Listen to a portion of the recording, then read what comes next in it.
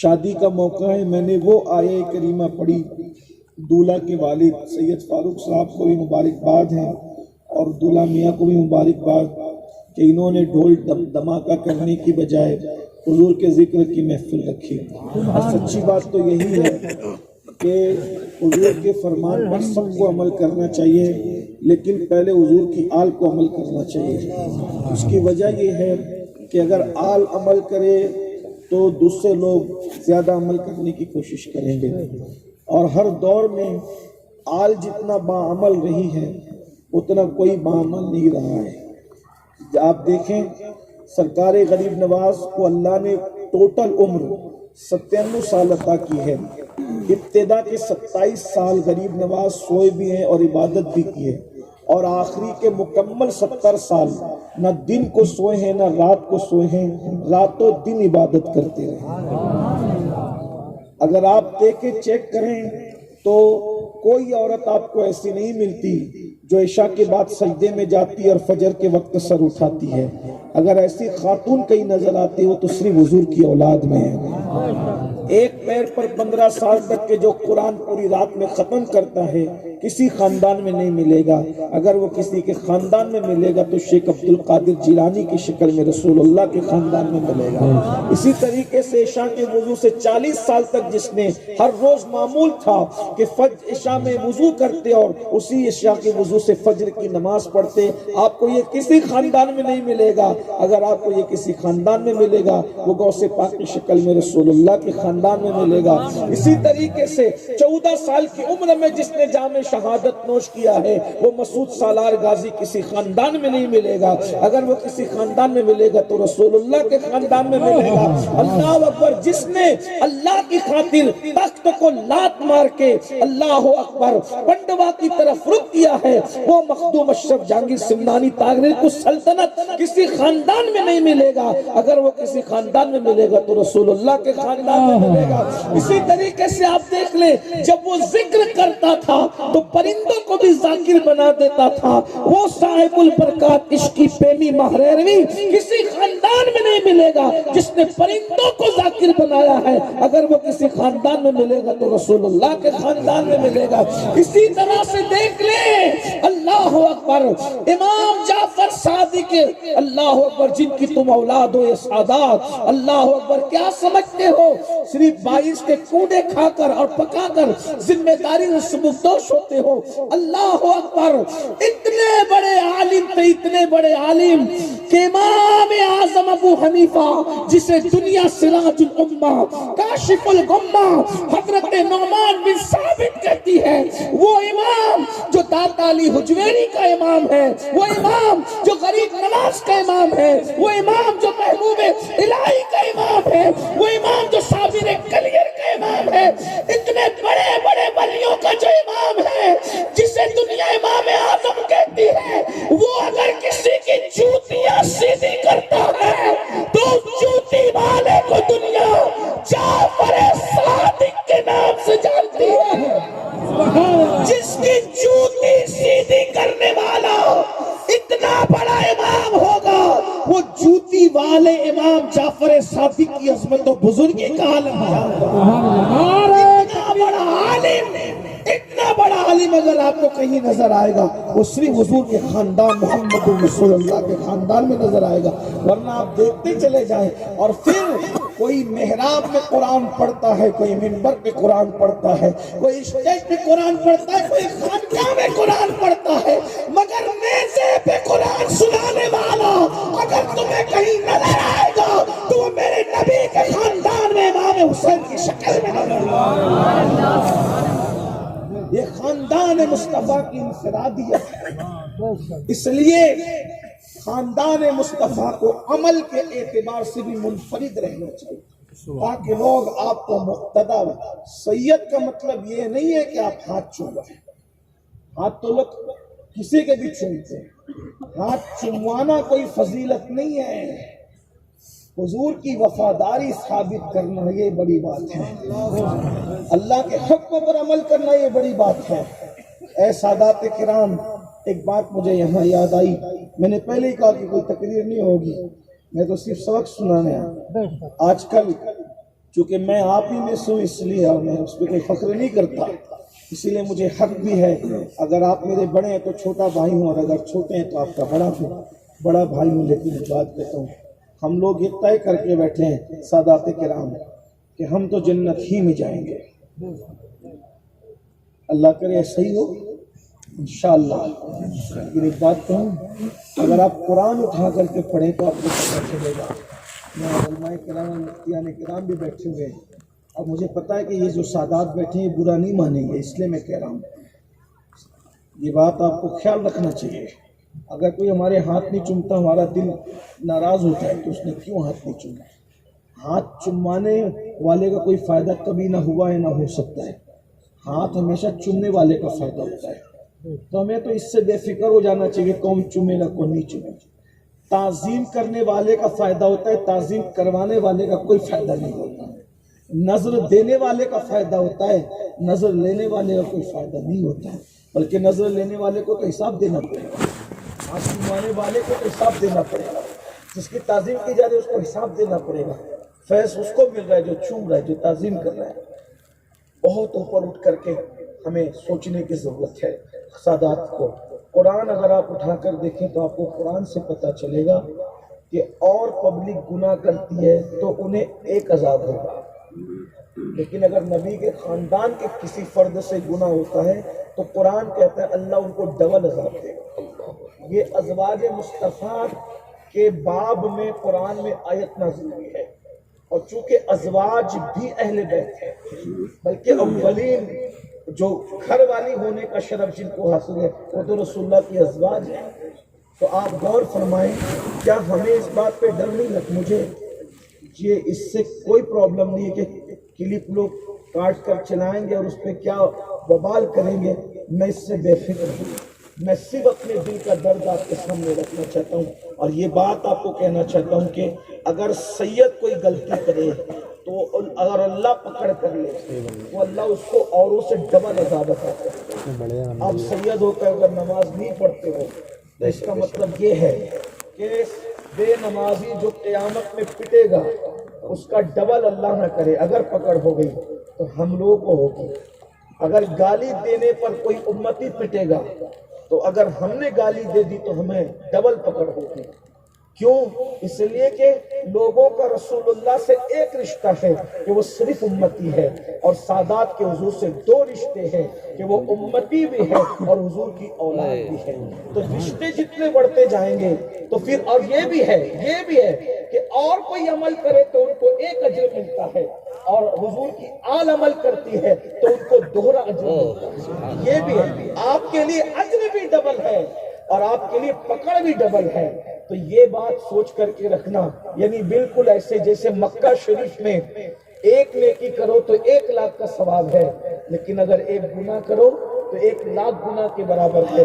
تو ہمیں اس پر بہت غور کرنا چاہیے۔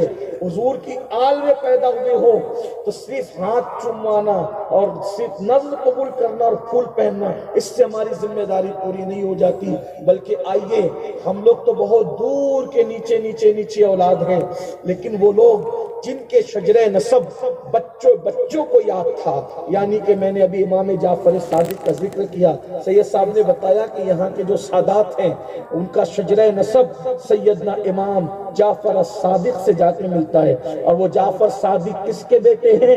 امام محمد الباقر کے، اور وہ کس کے بیٹے ہیں؟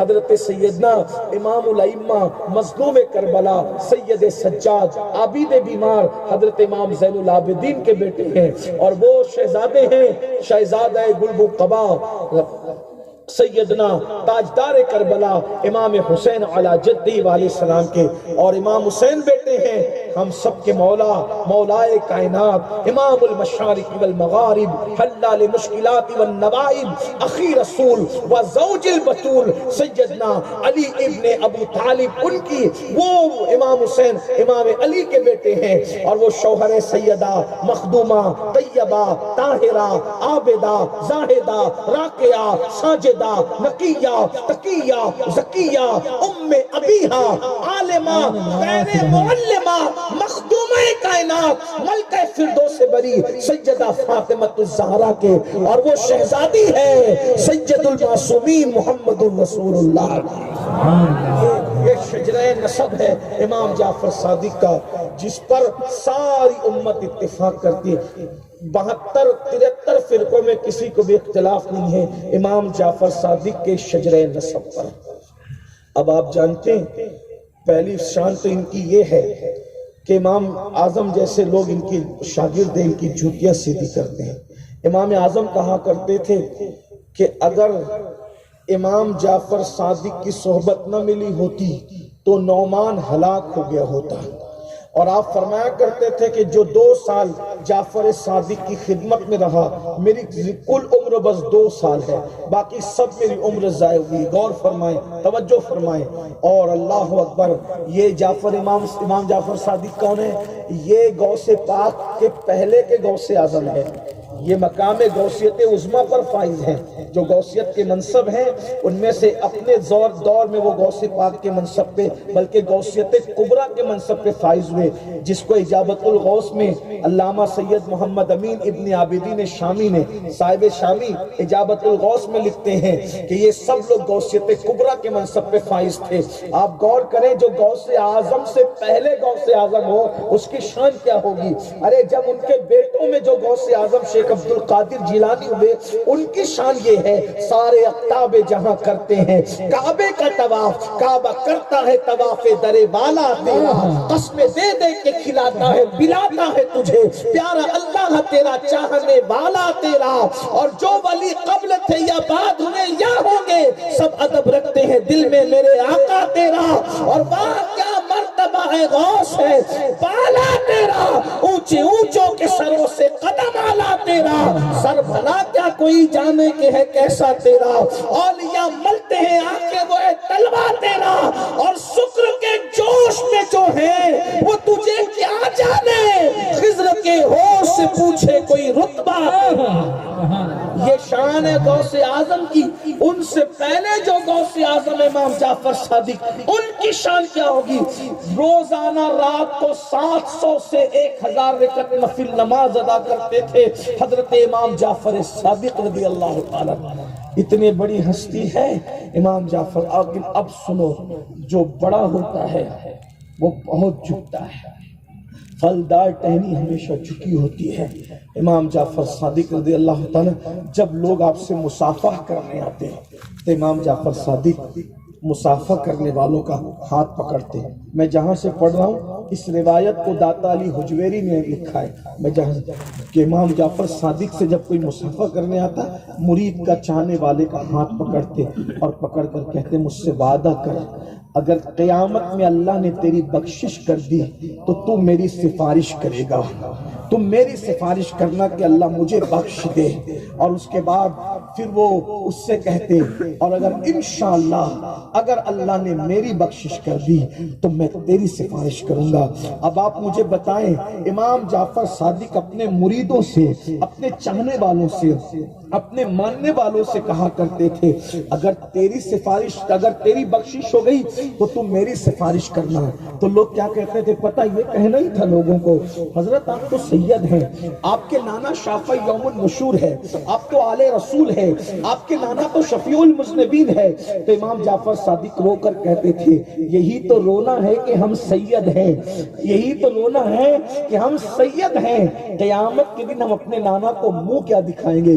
اے سیدوں ذرا سوچو تو صحیح، 700 رکعت نفل نماز پڑھنے والا سید، 1000 رکعت نفل نماز پڑھنے والا سید، غوث اعظم سے پہلے مقام غوثیت میں فائز سید، یہ کہہ رہا ہے کہ اپنے نانا کو منہ کیا دکھاؤں گا، اور جو پوری زندگی جمعہ کے علاوہ کوئی نماز ہی نہیں پڑھتا وہ سید اپنے نانا کو کیا منہ دکھائے گا؟ ذرا غور تو فرمائیں، جو اپنے چہرے پہ داڑھی بھی نہیں رکھتا وہ سید اپنے نانا کو کیا منہ دکھائے گا؟ اس لیے میرے بھائیوں ہمیں اللہ سے ڈرنا چاہیے، غور کرنا چاہیے، بہت آسان نہیں ہے۔ حضرت امیر خسرو نے کہا تھا بہت کٹھن ہے ڈگر پن گھٹکی کیسے کہ بھر لاؤں مدوا سے مٹکی، آسان نہیں ہے یہ شہادت رہ الفت میں قدم رکھنا ہے۔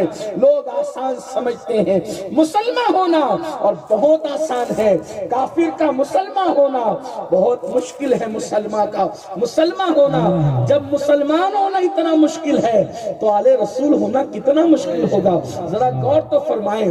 اس لیے میری گزارش ہے اولین شریعت کی پابندی ہم لوگوں پر عائد ہوتی ہے، ہم اس میں پہلے حقدار ہیں، ہمیں پہلے اس میں آگے بڑھنا چاہیے۔ میرے آقا صلی اللہ علیہ وآلہ وسلم کے پیارے دیوانوں، تو یہ نکاح کی محفل ہے، اس کو اسی شان سے ہونا چاہیے تاکہ اگر کہیں کوئی نکاح کی محفل ہو تو لوگ مثال دیں کہ وہ سید صاحب کے گھر کیسی محفل ہوئی تھی، ہمیں بھی اسی طرح محفل سجانا ہے، ہمیں بھی اسی طرح محفل رکھنا ہے۔ اب آئیے میں آپ کے سامنے جو عنوان ہے اس کے مطابق کچھ گفتگو معروضات پیش کروں۔ اللہ پاک نے قرآن مقدس میں ارشاد فرمایا، جو آیت میں نے پڑھی ہے یہ آیت ہمیشہ خطبے میں پڑھی جاتی ہے، 3 آیتیں جو خطبے میں پڑھی جاتی ہے بظاہر، حالانکہ اس میں کوئی نکاح کا عنوان نہیں ہے بظاہر، بلکہ تینوں آیتوں میں نکاح کا کوئی عنوان نہیں ہے، حالانکہ نکاح سے متعلق بڑی واضح آیتیں قرآن میں موجود ہے، لیکن جو خطبہ مسنونہ ہے جو وہ احناف کے نزدیک اس میں یہ 3 آیتیں پڑھی جاتی ہیں۔ ایک تو یہ یا ایھا الناس اتقوا ربکم الذی خلقکم من نفس واحدہ وخلق منها زوجها وبث منهما رجالا كثيرا ونساء واتقوا الله الذي تساءلون به والارحام ان الله كان عليكم رقيبا۔ دوسری آیت پڑھی جاتی ہے یا ایھا الذین آمنوا اتقوا الله حق تقاته ولا تموتن الا وانتم مسلمون۔ تیسری آیت پڑھی جاتی ہے یا ایھا الذین آمنوا اتقوا الله وقولوا قولا سدیدا يصلح لكم اعمالكم ويغفر لكم ذنوبكم ومن يطع الله ورسوله فقد فاز فوزا عظیما۔ 3 آیت پڑھی جاتی ہے، تینوں میں بظاہر واضح نکاح کے احکام موجود نہیں ہیں، لیکن تینوں آیتوں کو دیکھیں، اس کا آغاز ہو رہا ہے اتقوا اللہ، اتقوا اللہ، اتقوا اللہ، یا ایھا الناس اتقوا، اے لوگوں ڈرو ربکم، اپنے رب سے، یا ایھا الذین آمنوا اتقوا اللہ حق تقاتہ، اے ایمان والو اللہ سے ڈرو جیسا ڈرنے کا حق ہے، یا ایھا الذین آمنوا اتقوا اللہ وقولوا قولا سدیدا، اے ایمان والو اللہ سے ڈرو اور سیدھی سیدھی سچی سچی بات کرو۔ تینوں میں اللہ کا ڈر ہے۔ اب اس کو اشارے میں اگر دیکھیں تو سمجھنا، انسان کی زندگی کے بھی 3 دور ہے اور خطبے میں 3 آیت ہے۔ اشارہ مل رہا ہے کہ 3 آیتیں تیری بھی زندگی کے 3 دور، شادی سے پہلے، شادی کرتے وقت، شادی کے بعد۔ شادی سے پہلے بھی اللہ سے ڈرتے رہنا، شادی کرتے وقت بھی اللہ سے ڈرتے رہنا اور شادی کے بعد بھی اللہ سے ڈرتے رہنا۔ اب میں تینوں کو مختصراً پیش کر کے اپنی بات پوری کرتا ہوں۔ شادی سے پہلے کیسے ڈرنا اللہ سے، شادی سے پہلے اللہ سے کیسے ڈرنا؟ تو چونکہ شادی سے پہلے انسان لڑکا لڑکی جوان ہو جاتے ہیں، جوان ہونے کے فوراً بعد شادی نہیں ہوتی، کچھ تاخیر ہوتی ہے، پہلے دن شادی نہیں ہوتی، لیکن جوان ہونے کے بعد احساسات جوان ہوتے ہیں، جذبات جوان ہوتے ہیں، طاقت جوان ہوتی ہے، قوت جوان ہوتی ہے، سوچ جوان ہوتی ہے، افکار جوان ہوتے ہیں۔ تو اب کیا؟ اتقوا اللہ، اللہ سے ڈرنا، مطلب نکاح سے پہلے زنا مت کرنا، اللہ سے ڈرنا، نکاح سے پہلے اپنے ہاتھوں سے اپنی جوانی کو ضائع مت کرنا، اللہ سے ڈرنا، نکاح سے پہلے کسی کے ساتھ بدکاری مت کرنا، بدی مت کرنا، جیسا کہ لڑکوں کا لڑکوں کے ساتھ بدی ہے ایسا مت کرنا، اگر ایسا کیے تو کیا ہوگا؟ اس کو تینوں کو سن لیں۔ نمبر 1، اگر کوئی مرد کے ساتھ بدی کرے، صرف حیا کے پردے میں حکم کو واضح کر رہا ہوں، پتہ ہے کیا ہے؟ جانوروں میں بھی کوئی نر جانور کسی نر جانور کے ساتھ بدی نہیں کرتا سوائے سور کے۔ جانوروں میں ایک ہی جانور ہے سور، خنزیر، جو اپنے نر کے ساتھ بدی کرتا ہے، باقی اور کوئی جانور ایسا نہیں۔ اسی لیے فرمایا گیا کہ جو مرد کسی مرد کے ساتھ بدکاری کرے گا قیامت کے دن وہ سور خنزیر کی شکل میں اٹھایا جائے گا۔ حدیث پاک میں مقام پر آتا ہے جب کوئی مرد کسی مرد، آج اس لیے کہ میں حیا کے پردے میں اس لیے بات رکھنا چاہتا ہوں کہ شادیوں میں تاخیر کی وجہ سے کالجز میں یہ بلا عام ہو رہی ہے، اسکولوں میں یہ بلا عام ہو رہی ہے، بلکہ ہمارے کان تک تو یہاں تک باتیں پہنچی کہ ٹیچر اور شاگرد تک اس بلا کے اندر گرفتار پائے گئے۔ یہ ساری صورتحال ہے۔ یاد رکھنا اسلام کے سوا ان گناہوں کا کسی مذہب کے پاس کوئی حل نہیں ہے، کوئی سولوشن نہیں ہے۔ اس کی وجہ یہ ہے حل صرف یہاں ہے کیونکہ یہاں خشیت ربانی، خدا کے دیکھنے کا تصور ہے، احادیث کا تسلسل ہے، رسول اللہ کی تعلیمات ہے، اور جو رسول اللہ نے حدیث بیان کر دی ہے کسی مجمع میں ہم اس کو بیان کرنے میں نہیں شرماتے۔ اس کی وجہ یہ ہے حضور سے بڑھ کر پارسا باحیا نہ کوئی تھا، نہ ہے، نہ ہو سکتا ہے۔ جب حضور نے گناہ سے بچانے کے لیے واضح حکم بیان کر دیا ہے تو ہم حضور کے غلام ہیں، ہمیں بھی واضح حکم بیان کر دینا چاہیے۔ جب لوگ گناہ کرنے میں نہیں شرماتے تو ہمیں گناہ روکنے میں کیوں شرم کرنی چاہیے؟ اللہ رسول کے حکم کو واضح کرنا ہے تاکہ لوگ بچے۔ اللہ کے رسول سرکار کائنات مصطفیٰ کریم رؤوف الرحیم صلی اللہ علیہ وآلہ وسلم فرماتے ہیں جب کوئی مرد کسی مرد کے ساتھ بدکاری کرتا ہے تو خدا کا عرش جو ہے اس پہ زلزلے آتے ہیں، آسمان جو ہے وہ گرنے کے قریب ہوتا ہے۔ یہ وہ گناہ ہے جس کی وجہ سے آسمان گرنے کے قریب ہوتا ہے۔ فقیر لکھتے ہیں ابو اللہ سمرقندی کہ جس وقت یہ بدی دنیا میں ہوتی ہے تو آسمان گرنے کے قریب ہوتا ہے تو فرشتے آسمان کے کناروں کو پکڑ لیتے ہیں اور اللہ کا غضب اور اللہ کا جلال، اللہ اکبر، جب تک ٹھنڈا نہیں ہوتا اس وقت تک وہ قل ہو اللہ شریف کی تلاوت کرتے رہتے ہیں۔ اگر وہ یہ نہ کریں تو آسمان لوگوں پہ گر پڑے، یہ حالت ہوتی ہے۔ وہ گناہ ہے میرے بھائیو جو آج سماج میں تیزی سے بڑھ رہا ہے، اور اس کی وجہ نکاح میں تاخیر کرنا، گندی فلموں کا عام ہو جانا، عریانیت کا عام ہو جانا، گندی پکچروں کا عام ہو جانا۔ اور ایک حدیث اور سن لو پھر آگے بڑھتے ہیں۔ اللہ کے رسول علیہ الصلوۃ والتسلیم فرماتے ہیں کچھ فرشتے ایسے ہیں جن کو اللہ نے پرندوں کی شکل میں پیدا کیا ہے، پرندوں کی شکل میں۔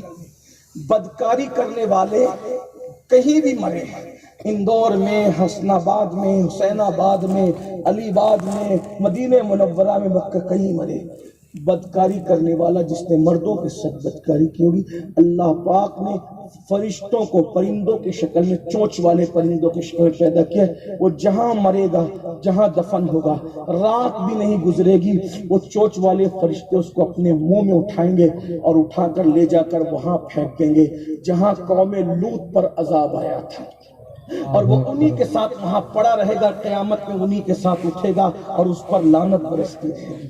یہ بہت برا گناہ ہے۔ جس بستی میں یہ کام کرنے والے رہتے ہیں اللہ اس بستی پر 36 مرتبہ ایک دن میں لعنت نازل کرتا ہے۔ شادی سے پہلے گناہ سے بچنا ہے، اللہ سے ڈرنا ہے، یہ بدی ہو رہی ہے۔ دوسرا گناہ شادی سے پہلے کا زنا ہے، اس پر صرف ایک روایت پیش کرتا ہوں۔ اللہ کے رسول علیہ السلام فرماتے ہیں زنا کرنے والوں کو اللہ قیامت کے دن آگ کی قمیص پہنائے گا جو جہنم کی آگ کی بنی ہوگی۔ سوچئے ذرا، اس کو بھی فقی نے لکھا ہے اپنی کتاب میں، فقی ابو اللہ سمرقندی، آگ کی قمیص۔ ذرا سوچئے اپنے گیزر پہ گرم کیا ہوا پانی اگر زیادہ گرم ہو جائے بدن پہ ڈال لو تو کیا حال ہوتا ہے؟ اپنے گھر کے چولہے پر اگر تیل گرم کیا ہوا ڈالو کیا ہوتا ہے؟ جہنم کی آگ کسے کہتے ہیں؟ یہ جو دنیا کی آگ ہے یہ 70 مرتبہ رحمت کے پانی سے دھلی گئی ہے تب یہ دنیا کی آگ بنی ہے، 70 درجہ ہلکی ہے، اس کا یہ حال ہے۔ تو وہ جو پیور مکمل 3000 سال تک بھڑکائی گئی ہے اس کی بنی ہوئی قمیص جہنمیوں کو پہنائی جائے گی۔ اسی پہ بس نہیں، اگر حدیث میں نہ آتا تو میں بولنے کی ہمت نہ کرتا۔ پھر میرے آقا ارشاد فرماتے صلی اللہ علیہ وسلم زنا کرنے والے زانیوں کی شرمگاہوں پر جہنم کی آگ دہکائی جائے گی۔ ذرا غور کیجیے، آج بہت آسان ہو گیا ہے، نکاح کو مشکل کر دیا، زنا کو آسان کر دیا۔ اتقوا اللہ، نکاح سے پہلے اللہ سے ڈرتے رہنا، پاک دامن رہنا۔ ایک بات اور پیش کی، بزرگوں نے فرمایا جو زنا کرتے ہیں اللہ ان کو سزا یہ دیتا ہے کہ ان کی نسل میں اللہ عیبی بچے پیدا کرتا ہے۔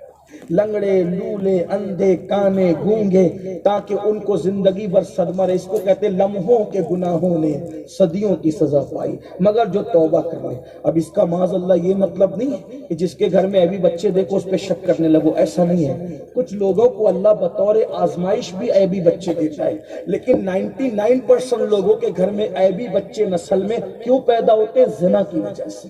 اگر لوگ زنا نہ کریں انشاءاللہ ان کے یہاں ایبی بچے پیدا نہ ہوں. لوگوں کو بہت اچھا لگتا ہے بدکاری کرتے ہو، اور اللہ کے رسول علیہ الصلوۃ والتسلیم نے یہاں تک ارشاد فرمایا جب کوئی زنا کرنے والا زنا کرتا ہے تو اس کے وجود سے سینے سے ایمان ایسے نکل جاتا ہے جیسے کپڑے لوگ اتارتے کیسے نکل جاتے ہیں، اسی طرح ایمان نکل جاتا ہے. اور جب تک وہ بدکاری میں مبتلا ہوتے ہیں تو ایمان ان کے سروں پہ چھتری کی طرح سایہ فگن رہتا ہے. زمین اللہ کی بارگاہ میں گڑ گڑاتی ہے، مولا مجھے اجازت دے تاکہ میں دو حصوں میں چر جاؤں اور ان دونوں کو اپنے اندر دبوچ لوں. یہ ہے بدکار. بلکہ سرکار غریب نواز کی محفل ہے، بات یاد آ گئی غریب نواز کی. غریب نواز اپنے ملفوظات میں فرماتے ہیں کہ جب حضرت آدم علیہ السلام نے نکاح کیا، آدم علیہ السلام کا نکاح ہوا، عنوان کے تحت بات آئی سرکار غریب نواز کی. کرامت پڑھنے کی بجائے ان کی تعلیمات ہی پڑھ دوں. دنیا میں جتنے رشتے ہیں سارے رشتے دنیا میں آ کر بنے. اماں کا رشتہ، ابا کا رشتہ، بھیا کا رشتہ، بھابھی کا رشتہ، بہن کا رشتہ، لیکن دنیا میں سارے رشتے بنے مگر میاں بیوی کا رشتہ اتنا مکرم ہے کہ اللہ نے اس رشتے کو جنت میں پیدا فرمایا. سب رشتے دنیا میں، ماں باپ کا رشتہ بڑا مقدس ہے، اس کا انکار نہیں ہے، لیکن میاں بیوی کا رشتہ جنت میں. حضرت آدم کی بائیں پسلی سے اللہ نے حضرت حوا کو پیدا کیا. حوا کو حوا اس لیے کہتے ہیں کہ وہ بہت خوبصورت تھی، بہت خوبصورت. اس سے وہ نظریہ بالکل ریجیکٹ ہو جاتا ہے جو کہتے ہیں کہ انسان پہلے بندر تھا. بندروں تمہارا بندر کوئی ہوگا. ہماری تو ماں اتنی خوبصورت تھی کہ اس کی حسن کے آگے حوروں کی خوبصورتی بھی ماند پڑتی. ہمارے یہاں جو پہلی عورت ہے وہ حوروں سے بھی خوبصورت ہے، اور جو پہلا مرد ہے اس کے سامنے فرشتے سجدہ ریز ہیں.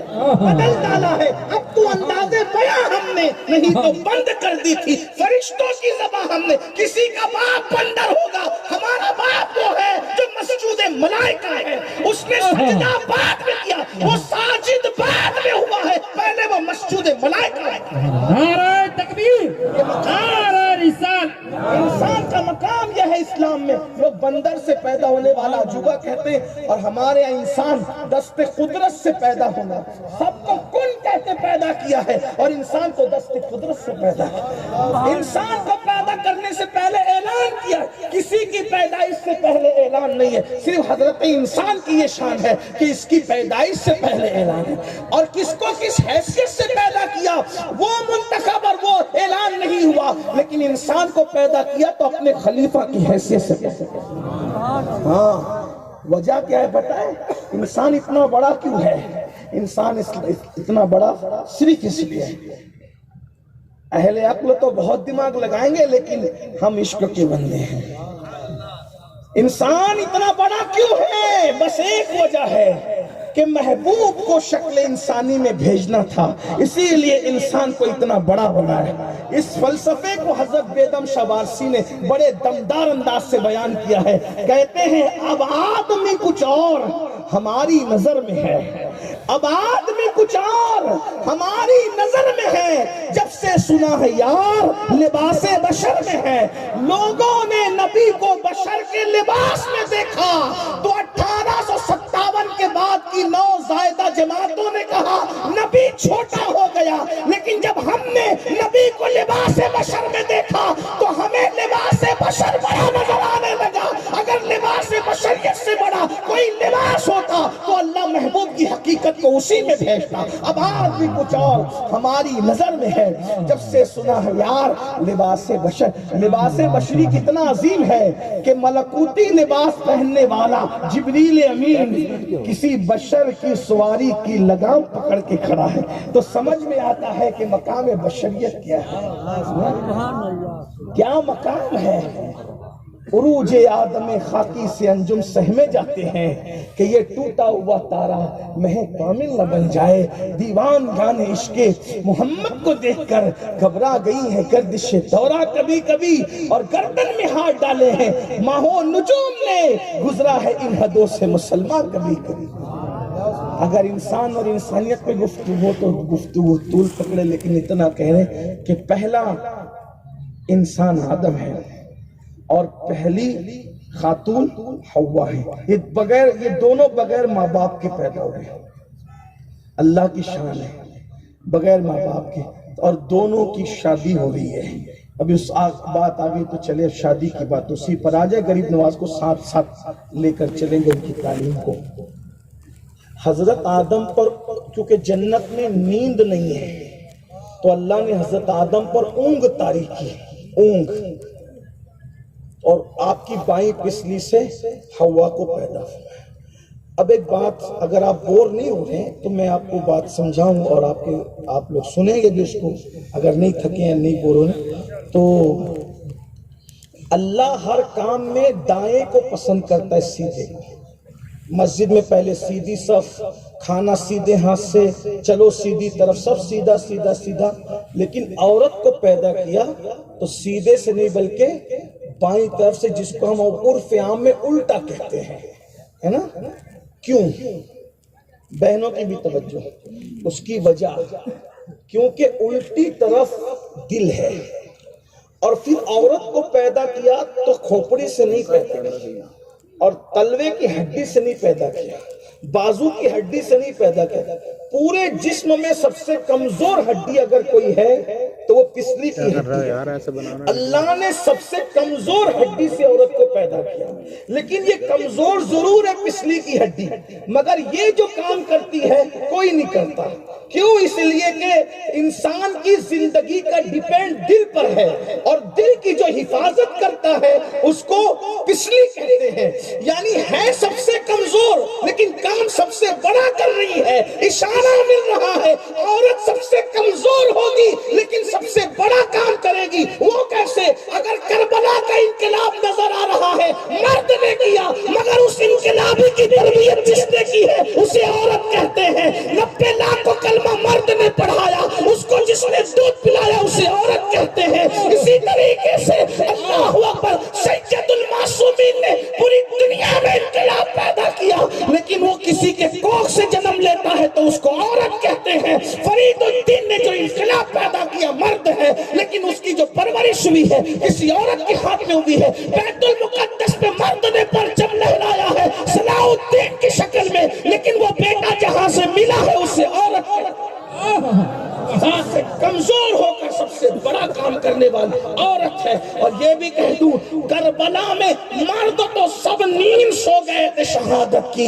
کربلا سے پورے قافلے کی آبرو اور اس کی عظمت, اس کی عزت بچا کر جو صحیح سلامت گھر لائی ہے وہ کوئی مرد نہیں ہے, اسے بھی عورت کہتے ہیں. اس خاتون کو سیدہ زینب بنت فاطمہ اور بنت علی ہے.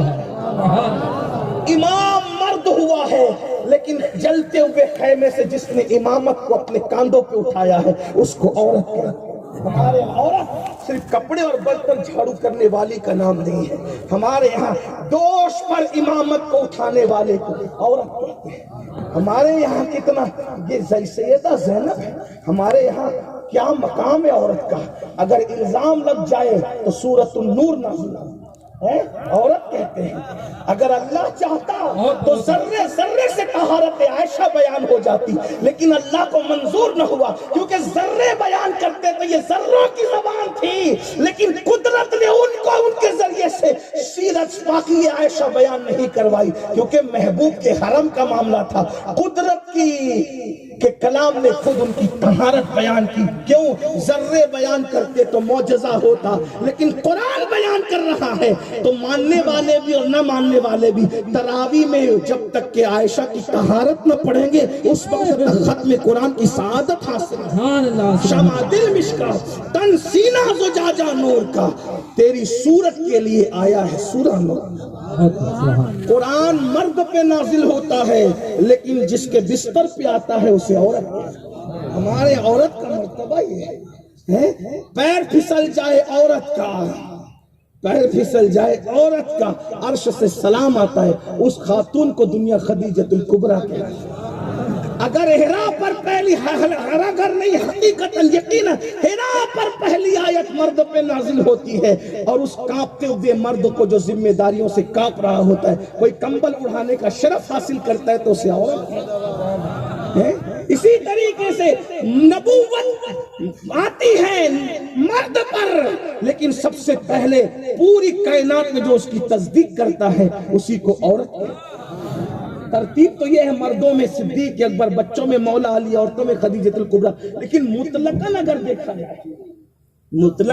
دیکھا جائے تو بہرحال پہلے تصدیق کرنے والی خاتون ہے۔ اگر وقت آگے رہا تو میں سیدہ خدیجہ کا کردار بھی پڑھوں گا، آپ کا ذوق سلامت رہا۔ میں سادات میں پڑھ رہا ہوں، اور سادات کتنے ہی دور ہو جائیں رشتے کے اعتبار سے، جذبہ حیدر کرار کبھی سرد نہیں پڑتا۔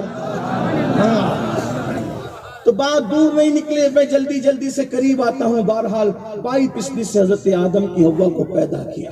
اس کا مطلب یہ ہے، نوجوانوں سے خاص مخاطب ہوں، عورت نہ پیر کی جوتی کا نام ہے، نہ سر کے تاج کا نام ہے۔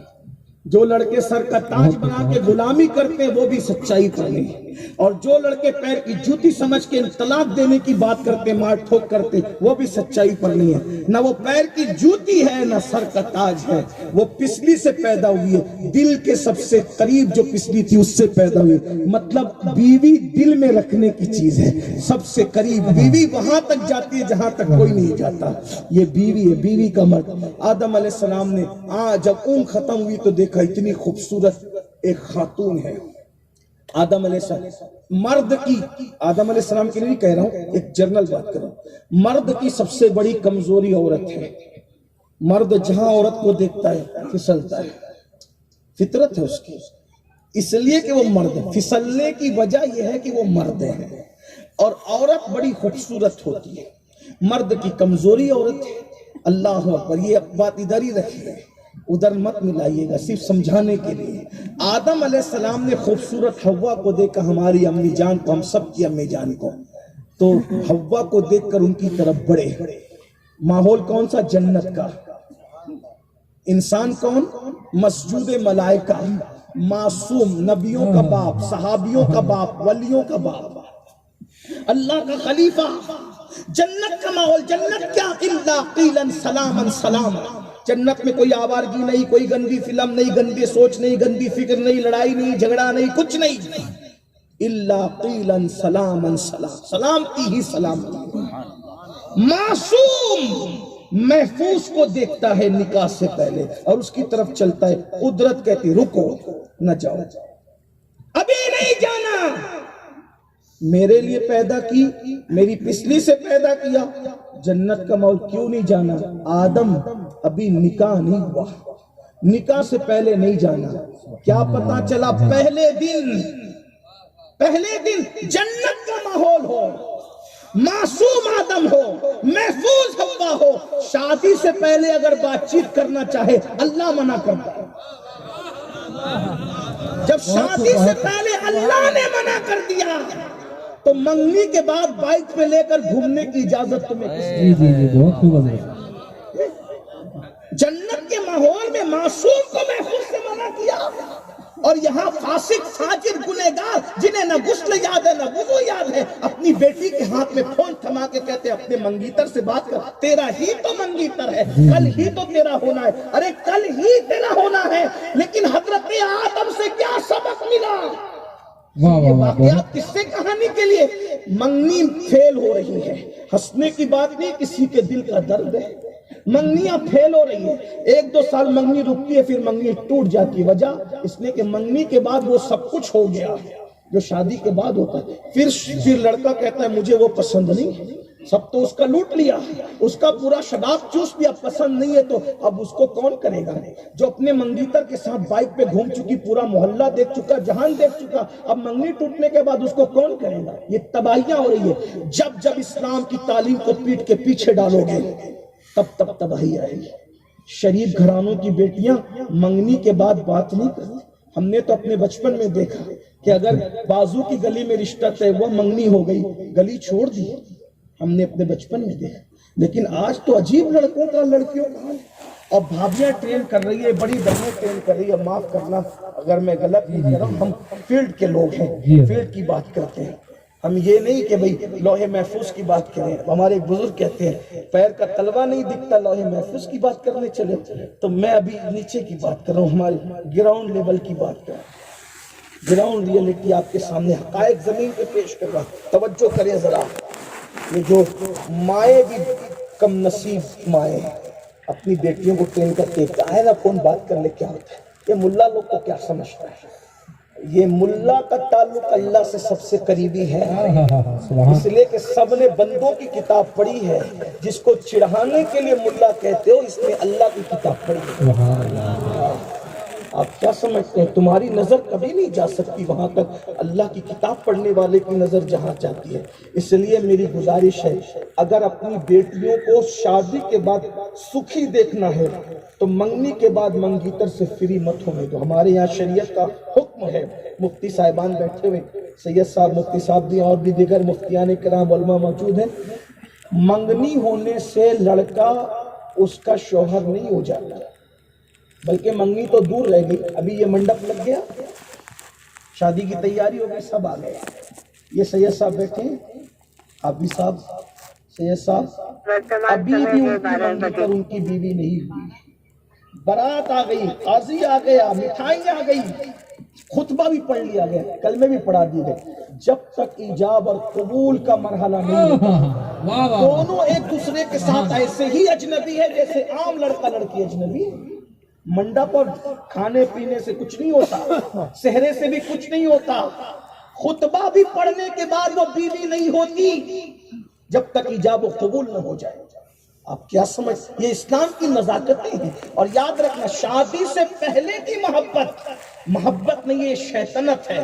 اور شادی کے بعد کی محبت یہ رحمان کی طرف سے نازل کی ہوئی محبت. شیطانی محبت جذباتی ہوتی ہے، بعد میں یہ توڑ دیتی ہے، شکوک و شبہات پیدا کرتی ہے. اور رحمانی محبت جب پیدا ہوتی ہے تو زندگی بھر قائم رہتی ہے. اسی لیے دیکھو، جس منگنی کے بعد بات چیت نہیں ہوتی تھی، دادا دادی کو دیکھ لو، بڈھے ہو گئے لیکن ایک دوسرے کے بغیر رہ نہیں پاتے. یہ محبت کس کی ہے؟ دادا دادی. ہم نے دیکھا اپنے، ہم تو معاشرے کے لوگ ہیں الحمدللہ. خاندان دادا دادی رہتے تھے اور بہت عمر بھر تک دیکھا ان کو، بال سفید ہو گئے، ایک دوسرے کا سہارا لے کے چلتے تھے، ساتھ نہیں چھوڑا. ہمارا مذہب بیوی کو چھوڑ کے بھاگنے والا نہیں ہے. ہم وہ لوگ ہیں، زندہ رہتی ہے تو رخسار کے تل پر سمرقند اور بخارا جیسے شہر بناتے ہیں، اور مر جاتی ہے تو ان کی محبت میں تاج محل جیسی عمارتیں بناتے ہیں. ہم چھوڑ کے بھاگنے والے لوگ ہیں. یہ ہمارا، یہ صرف ہم ہے، ہم جو پیار کرتے ہیں. ہم ہی لوگوں نے غزلیں لکھی ہے بیویوں پر، ہم ہی میں فرہاد ہوا ہے، ہم ہی میں مجنون ہوا. بہت یہ ہماری اپنی شناخت. لوگ ہمیں سکھائیں گے بیوی سے محبت کرنا. ارے یہ ہمارے ہی نبی ہیں کہ خدیجۃ الکبریٰ کے وصال کے بعد جب بکری ذبح کرتے ہیں تو فرماتے پہلے خدیجہ کی سہیلیوں کے گھر گوشت جائے گا، اس کے بعد ہمارے گھر میں پکے گا، تاکہ خدیجہ کی روح خوش ہو جائے. ہم بعد موت بھی بیویوں کو یاد رکھتے ہیں. اور وہ لوگ ہمیں محبت کرنا سکھائیں گے جو چھوڑ کر کے گھوم رہے ہیں، جنہوں نے جیتے جی چھوڑ دیا ہے، مرنے کے بعد وفا کرنے والوں کو محبت سکھائے. یہ تو ہم ہی ہے بھائیو، ہم ہی ہے. تاج محل ہم نے بنایا ہے، سمرقند ہم نے بسایا ہے، بخارا ہم نے بسایا ہے. اور جو کچھ نہیں کر سکا، مجھ جیسا ٹوٹا پھوٹا، تو کم سے کم ایک غزل ہی نظر کر دے. پڑھا لکھا اگر ہو تو.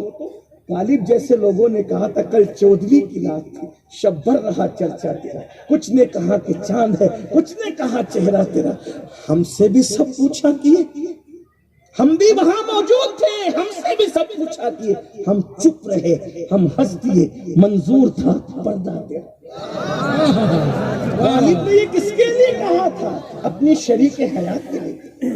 یہ شادی کی محفل ہے، ہم زندہ دل لوگ ہیں. جو زندہ دل لوگ ہوتے ہیں وہ زندہ دلی کی بات کرتے ہیں.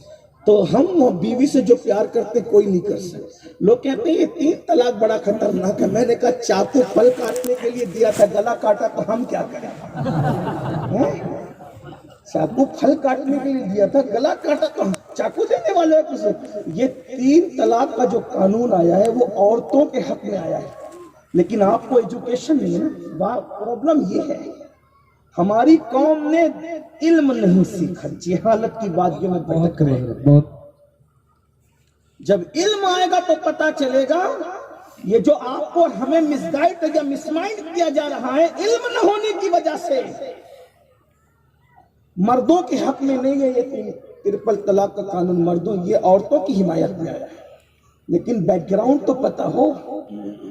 اگر کوئی کہہ دے کہ مفتی صابر صاحب کھڑے ہو کے کھانا کھا رہے تھے یا کھڑے ہو کے پانی پی رہے تھے, بیک گراؤنڈ نہیں پتا ہو گیا ہنگامہ. اور اگر بیک گراؤنڈ پتا چل جائے تو کہا نہیں مکے کے حرم میں پی رہے تھے. سبحان اللہ, سبحان اللہ. بہت پس منظر کو بیان کرو. پس منظر نہیں ہوگا تو آپ شریف آدمی کو بدماش قرار دیں گے. یہ علامہ صاحب کسی عورت کا ہاتھ پکڑ کے جا رہے تھے رستے سے, ہو گیا ہنگامہ. یہ بھی تو کہو ان کی امی جان تھی. بہت بیک گراؤنڈ پتا ہونا چاہیے نا. بغیر اب یہ بیک گراؤنڈ کیا ہے؟ یہ علم کے بغیر نہیں آئے گا. علم سیکھو اور سادات تو زیادہ سیکھو. پڑھو اور سب پڑھو, صرف سادات میں سب پڑھو. کم سے کم ہر لڑکا ہمارا خاندان کا ہر فرد کم سے کم گریجویٹ ہونا چاہیے. 10ویں 12ویں پڑھا کر اور صرف گریجویٹ نہیں ہو بلکہ فرض و علوم جتنا علم و سیکھنا ایک مسلمان پہ فرض ہے, اسلامی علوم اس کو آنا چاہیے. طلاق کے مسائل, نکاح کے مسائل, وضو کے مسائل, نماز کے مسائل, قرآن اچھا پڑھتے آنا چاہیے. کسی لباس میں ہو, جینس میں ہو, ٹی شرٹ میں ہو, کھلے سر ہو, جیسا ہو. اگر پکنک پر بھی چلا گیا نماز کا وقت آیا تو اتنی صلاحیت ہمارے ہر بچے میں ہونی چاہیے کہ ہر بچہ کھڑے ہو کر امامت کر سکے. جیسا کہ ہم ملک عرب میں دیکھتے ہیں, ان کو ایک عام سا لڑکا ہے لیکن قرآن وہ ہم سے اچھا پڑھتا ہے کیونکہ وہ محنت کر رہے ہیں. ہمیں بھی کرنا چاہیے. قرآن پڑھو, اچھے سے پڑھو, قرآن پڑھنا سیکھو. ہمیں کچھ بھی نہیں ہے, قرآن پڑھنا سیکھا. صوفیہ فرماتے ہیں جس نے قرآن پڑھنا نہیں سیکھا جب وہ مرے گا تو قیامت کے دن اندھا اٹھایا جائے گا. قرآن پڑھنا سیکھ لو, اپنے بچوں کو سکھاؤ. لوگ کہتے ہیں مولانا ہم بہت غریب لوگ ہیں. یہ جھوٹ ہے. اللہ نے دیا ہے تو اقرار کرو. کون سے غریب ہو؟ میں تو کہتا ہوں جتنا سنی مالدار ہے اس سے مالدار تو مجھے کوئی دکھا نہیں. دنیا کی ساری قوم چندی چور میں نے دیکھی, سنی کا دل بڑا دیکھا. جلسہ ہو تو یہ پیسہ خرچہ کرے, پیر کو یہ پھول پہنا ہے, ابا کے ہاتھ یہ چومے, پیر کی قبر پہ چادر یہ چڑھائے, اس کے بعد عاشورہ میں کھچڑا بھی یہی بنائے, 11ویں پہ بریانی بھی. اتنا کون خرچہ کرتے ہیں بتا؟ کوئی کرتا ہے؟ یہ سنی کرتے ہیں. شربت بھی یہی پلا. بھائیو ہم بہت خرچہ کرتے ہیں لیکن بس اتنا سیکھ لو کہاں زیادہ ضروری ہے. بس اتنا سیکھ لو. خرچہ سب جگہ کر رہے ہو, منع کہیں نہیں کر رہے ہو, لیکن اتنا سیکھ لو کہاں زیادہ ضروری ہے. حضور علیہ السلام نے ایصال ثواب کا طریقہ کیا بتایا؟ حضرت سعد حاضر ہوئے, میری امی کا انتقال ہو گیا, کائے کا ایصال ثواب کروں؟ حضور نے کہا پانی کا. تو میری قوم پانی لے کے بیٹھی. پانی پلانا بہت ثواب ہے, لیکن اگر اس کو آپ باریک نظر سے دیکھیں, میں سب پانی پلانے کا منکر نہیں ہوں, لیکن باریک نظر سے دیکھیں تو اس وقت مسلمانوں کو پانی کی ضرورت زیادہ تھی. تو حضور نے پانی کا حکم دیا. معاملہ پانی کا نہ تھا, معاملہ مسلمانوں کی ضرورت کا تھا. تو جس وقت پانی کی ضرورت تھی اس وقت پانی کا ایصال ثواب ہوا. اور اب مسلمانوں کو پانی اور کھانے سے زیادہ ضرورت تعلیم کی ہے, تو اب تعلیم کے ذریعے سے ایصال ثواب ہوا. ضرورت اس بات کی ہے نا. بہرحال بات دور سے دور جاتی ہے. میں کیا کہہ رہا تھا, آگے بات کو چلو سمیٹ ہی لوں کہ 3 طلاق کیوں آیا اس کو ایک نظر میں سمجھا دوں. دیکھیے بہنوں کی خاص توجہ, کیونکہ لوگ ورغلاتے ہیں نا, آپ کو سمجھ میں آئے گی بات. عرب میں دستور یہ تھا کہ لوگ اپنی بیویوں کو 100 طلاق دیتے تھے. اور کیسے دیتے تھے وہ سنیے. طلاق دیتے تھے, طلاق دینے کے بعد پھر جب مدت ختم ہونے والی ہوتی تھی تو رجوع کر لیتے تھے. ٹھیک, ایک بار رجوع کیا, پھر وہ لٹک گئی, پھر طلاق دے دی, پھر لٹکا کے رکھا, پھر مدت ختم ہونے گئی, پھر رجوع کر لیا, پھر طلاق دے دی, لٹکا دیا, یعنی ایسے لٹکا کے اس کو سزا کے طور پہ رکھتے تھے، نہ وہ بیوی بن کے رہ سکتی تھی کہ راحت پائے، نہ طلاق پا کے کسی اور سے نکاح کر سکتی۔ 3 بار ہوا، 4 بار ہوا، 5 بار ہوا، 6 بار ہوا، 7 بار ہوا، 10 بار، 50 بار، 100 بار ایسا لٹکا کے اس کی زندگی برباد، طلاق دی رجوع کیا، طلاق دی رجوع کیا، لٹکا کے رکھتے تھے۔ لیکن جب اسلام آیا تو دیکھا کہ عورت پہ ظلم ہو رہا ہے، یہ اتنی مرتبہ رجوع کر کے اس کو لٹکا دیتے تو حکم آ گیا الطلاق مرتان، رجوع کی مدت صرف 2 بار ہے، 1 بار رجوع کرے، 2 بار کرے، تیسری بار رجوع کا تجھے کوئی حق نہیں ہے، تیسری بار طلاق پڑ جائے گی اور تیری اجازت کے بغیر، تیرے چاہے بغیر تیسری بار جب طلاق پڑے گی وہ عدت گزار کر کسی اور کے ساتھ نکاح کر کے سکون کی زندگی۔ سبحان اللہ، بولیے یہ کس کے حق میں آیا تھا؟ کس کے حق میں آیا تھا؟ عورتوں کے حق میں آیا تھا، لیکن اس کو پلٹ دیا لوگوں نے۔ ایک اور سن لیجئے، بہت شور ہے، بہت اسلام 4 بیوی کو حکم دیتا ہے، 4 بیویوں کو حکم دیتا ہے، جھوٹے ہو، قذاب ہو، دجال ہو۔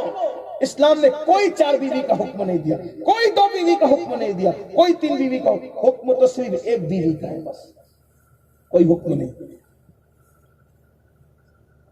کھڑے ہو کر استنجا کرتے ہو اور چلے قرآن پڑھ سمجھانے لوگوں کو۔ ارے قرآن تو ایسے للو پپوں کے سمجھ بھی نہیں آتا۔ قرآن کی تفسیر کرنے کے لیے کم سے کم 54 علوم میں مہارت رکھنا ضروری ہے۔ سعودی سے ریٹرن آ کر کوئی قرآن کا ترجمہ کر لے گا؟ ایسا نہیں ہوتا۔ تو جو سعودی سے ریٹرن آ جائے وہ ترجمہ نہیں کر سکتا، تو جو بیچارے ابھی موجود اور موجود میں فرق نہیں کر پاتے وہ ہمیں قرآن سمجھانے چلے۔ ہمیں قرآن آپ سمجھاؤ گے؟ ہم آپ کے محتاج، ہمارے پاس 1450 سالہ ذخیرہ۔ پہلی بات میرے نوجوان اور بہنوں سے بھی کہتا ہوں، ہمارے یہاں کوئی دوسری، تیسری، چوتھی بیوی کا حکم نہیں ہے، حکم کوئی نہیں ہے، ہمارے یہاں اجازت ہے۔ اور اجازت بھی کس شان سے ذرا سنو۔ پہلے لوگ، یہ بھی عورتوں کے حق میں ہے، 4 بیویوں کی اجازت بھی عورتوں کے حق میں، وہ کیسے سنو۔ پہلے کسی کی 100 بیوی ہوتی تھی، 300 بیوی ہوتی تھی، 500 بیوی ہوتی تھی، اتنی بیویاں ہوتی تھی، 500، 900 بھی ہے کسی کی۔ وقت ہوتا تو میں سب کے نام پڑھتا، لیکن اپنوں میں بھی ہے 500، اور جو ہمیں منہ چڑھاتے ہیں نا ان منہ چڑوں میں بھی 900 ہے۔ ہاں اتنی تھی، اسلام آیا نہیں اتنی بیویاں نہیں چلے گی، تو کیا فَانكِحُوا مَا طَابَ لَكُم مِّنَ النِّسَاءِ، نکاح کرو ان عورتوں سے جو تمہیں پسند آئے، جو پسند ہے سب سے کرے، نہیں ان عورتوں سے نکاح کرو جو تمہارے من کو بھائے، تمہارے دل کو بھائے، پسند آئے۔ کتنی؟ مسنا 2، ثلاثہ 3، ورباع 4۔ 500 کو، 900 کو، 99 کو، 100 کو، 50 کو، 10 کو، کتنے پہ لا کے کھڑا کیا؟ 4 پہ۔ وہ بھی حکم نہیں، مسنا و ثلاثہ و رباع، اور آگے پھر تیور بدل گئے، فَإِنْ خِفْتُمْ أَلَّا تَعْدِلُوا فَوَاحِدًا، اگر ان میں انصاف کر سکتے ہو تو اتنی کرنا، ورنہ ایک ہی کرنے کا تمہیں حکم دیا جائے۔ آپ بتاؤ یہ عورتوں کے مفاد میں ہے یا عورتوں کی مخالفت میں؟ 500 کو 4 پر قید کیا، 4 میں بھی لا کر کے یہاں روکا کہ انصاف کر سکتے ہو، انصاف چھوڑ کے بھاگنے والا میٹر ہی نہیں، انصاف۔ کیسا انصاف؟ اس کے پاس جتنا رکو گے اس کے پاس جتنے ہی رکو گے، جو قیمت کا لباس اس کا وہی قیمت کا لباس اس کا ہے، جیسا قیمت کا گھر اس کا ویسا قیمت کا گھر اس کا۔ حتیٰ کہ آپ کو بتاؤں حضور نے انصاف کر دکھایا، سب کے گھر ایک دن رکتے تھے، لیکن جب اتنے بیمار ہوئے مرض الوصال میں کہ بظاہر چلنا حضور علیہ السلام کی طبیعت پہ بار پڑنے لگا، 2 لوگوں کے کندھے پہ ہاتھ رکھ کے چلتے تھے، اب بھی سب کے گھر باری باری جاتے تھے۔ لیکن جب پھر یہ ہوا کہ اب کسی کے گھر نہیں جانا تو سب کو جمع کیا، اور مختار کل نے اپنی بیویوں سے کہا اگر تم اجازت دو جس کے گھر میں اجازت لے کے جبریل آتا ہو، واہ واہ واہ، سبحان اللہ، جس کے پاس سے اجازت لے کے بدر میں جبریل اپنے گھر جاتا ہو۔ وہ قاضی ثناء اللہ پانی بدی کی جو روایت ہے، جب جبریل بے اجازت کے بغیر بدر سے جانے لگے تو اللہ نے پوچھا محبوب سے اجازت لے کے آ رہے ہو کہ بغیر اجازت کے؟ تو جبریل نے کہا اجازت نہیں لیا، تو کہا واپس جاؤ، جب تک میرا حبیب اجازت نہ دے تم بغیر اجازت جا نہیں سکتے۔ جس کی اجازت کے بغیر جبریل سدرہ نہ جا سکتا۔ غور کریں، وہ ہمیں تعلیم کے لیے ساری ازواج کو جمع کر کہتے ہیں کہ اب میری طبیعت میں علالت اتنی بڑھ گئی ہے کہ مجھے تمہارے گھر تک آنا بار پڑتا ہے، اگر تم اجازت دو تو میں عائشہ کے گھر رک جاؤں، اور اگر اجازت نہ ملے تو اجازت تو ملنی تھی، کوئی رکاوٹ نہیں تھی، لیکن امت کے لیے یہ تعلیم کہ دوسری تیسری کرنے کا شوق تو نبھاؤ، تو ایک ہی ہو کر رہو گے بہت تو بہت، کیا ہوگا؟ میرے آقا فرماتے ہیں جس کی ایک سے زائد بیویاں ہو اور انصاف نہ کرے، قیامت کے دن اس کا آدھا دھڑ اٹھے گا، آدھا دھڑ، کیونکہ اس نے انصاف نہیں کیا۔ انصاف کر سکتے ہو تو، اور انصاف آسان نہیں ہے میرے بھائی، انصاف آسان نہیں ہے، اور وہ بھی تمہارا اس دور کا 14ویں صدی کا انصاف نہیں، یہ اسلامی انصاف ہے، اسلامی انصاف۔ ہاں ہاں، بہت خوبصورت، اگر انصاف تو یہ تو عورتوں کے، یہ 4 کی اجازت دی عورتوں کے، اگر 500 کو لایا 4، بلکہ لامحدود کو 4 پہ لا کے کھڑا کیا، اور فَإِنْ خِفْتُمْ أَلَّا تَعْدِلُوا فَوَاحِدَةً پر قصہ مکمل کر دیا۔ بات یہ علم کی برکت ہے، یہ تو میں طالب علم ہوں تو میں نے عرض کیا، اگر بڑے علماء اس پر محققانہ گفتگو کریں تو آپ کی عقل دنگ رہ جائے گی۔ تو میں بات کیا عرض کر رہا تھا، حضرت آدم علیہ السلام کی بائی پسلی سے اللہ نے حوا کو پیدا کیا، جب آپ آگے بڑھے تو اللہ نے روک دیا، پھر نکاح کے بعد اب نکاح ہوا، آدم و حوا کا نکاح ہوا، پھر آدم علیہ السلام جانے لگا، پھر اللہ نے روکا، اب پھر روکا، اب کیوں روکا؟ نکاح تو ہو گیا، توجہ ہے بھائی، توجہ ہے کہ نہیں ہے؟ ہاں، زبردستی آپ ہاتھ نہ اٹھائیں، توجہ تو بولنا، ورنہ بات پوری ہو گئی ہے۔ بولو بھائی، بات آگے بڑھے کہ نہیں بڑھے؟ ہاں، توجہ کریں۔ کیا ہوا؟ پہلے تو روکا، نکاح نہیں ہوا تھا، اب روکا نکاح کے بعد، اب کیوں؟ کہا پہلے مہر ادا کرو۔ اس کا مطلب یہ بھی ضروری ہے کہ پہلے مہر دو، یہ لازمی ہے۔ ہم کیا کرتے ہیں آپ کے یہاں کا مجھے نہیں پتا، ہم نے اکثر علاقوں میں دیکھا ہے منڈپ نقد ہوگا، روکڑا، ہمارے روکڑا کہتے ہیں، آپ کے یہاں کیا کہتے ہیں؟ اب بہت قریب ہے، ایم پی ہے، مہاراشٹر، بہت دور نہیں ہے، بلکہ مالیگاؤں بھی 300 کلومیٹر 4 گھنٹے میں آ جا سکتے ہیں۔ منڈپ کا خرچہ روکڑا، کھانے کا خرچہ روکڑا، ناچنے والوں کو بھی روکڑا، بینڈ باجے والوں کو بھی روکڑا، ڈی جے والوں کو بھی روکڑا۔ قرضہ کیا ہوگا؟ مہر۔ کتنا مہر؟ کتنا؟ اتنا لگا دو، لگا دو۔ کیوں؟ دینا کس پر؟ ادھار لگا، کون دے گا؟ نہیں دے گا۔ 5-5 10-10 لاکھ روپے شادی میں خرچہ کرتے ہیں، 11,000 روپے مہر نہیں دیتے، حالانکہ اللہ نے روک دیا۔ اب سنو، جو مہر نہیں دیتے ان کا کیا ہے؟ کیمیائے سعادت میں امام غزالی لکھتے ہیں کہ جو مہر نہ دینے کی نیت سے نکاح کرے اور جو قرضہ نہ دینے کی نیت سے لے، قرضہ نہ دینے والا قیامت کے دن ڈاکو کی شکل میں اٹھایا جائے گا، اور مہر نہ دینے کی نیت رکھنے والا قیامت کے دن زانی کی شکل میں اٹھایا جائے گا۔ اس لیے اپنی بیویوں کا مہر ادا کر۔ آپ میں بہت سارے ہوں گے 3-3 بچوں کے، 5-5 بچوں کے باپ ہو گئے، کچھ لوگ بڈھے ہو گئے، مہر نہیں دیا، پورا کھیت نام کر دیا بڑی بی کے، لیکن مہر نہیں دیا، ابھی مہر باقی ہے۔ یاد رکھنا، کتنا بھی احسان کرو، مہر باقی کے باقی رہے گا، مہر ادا کرو۔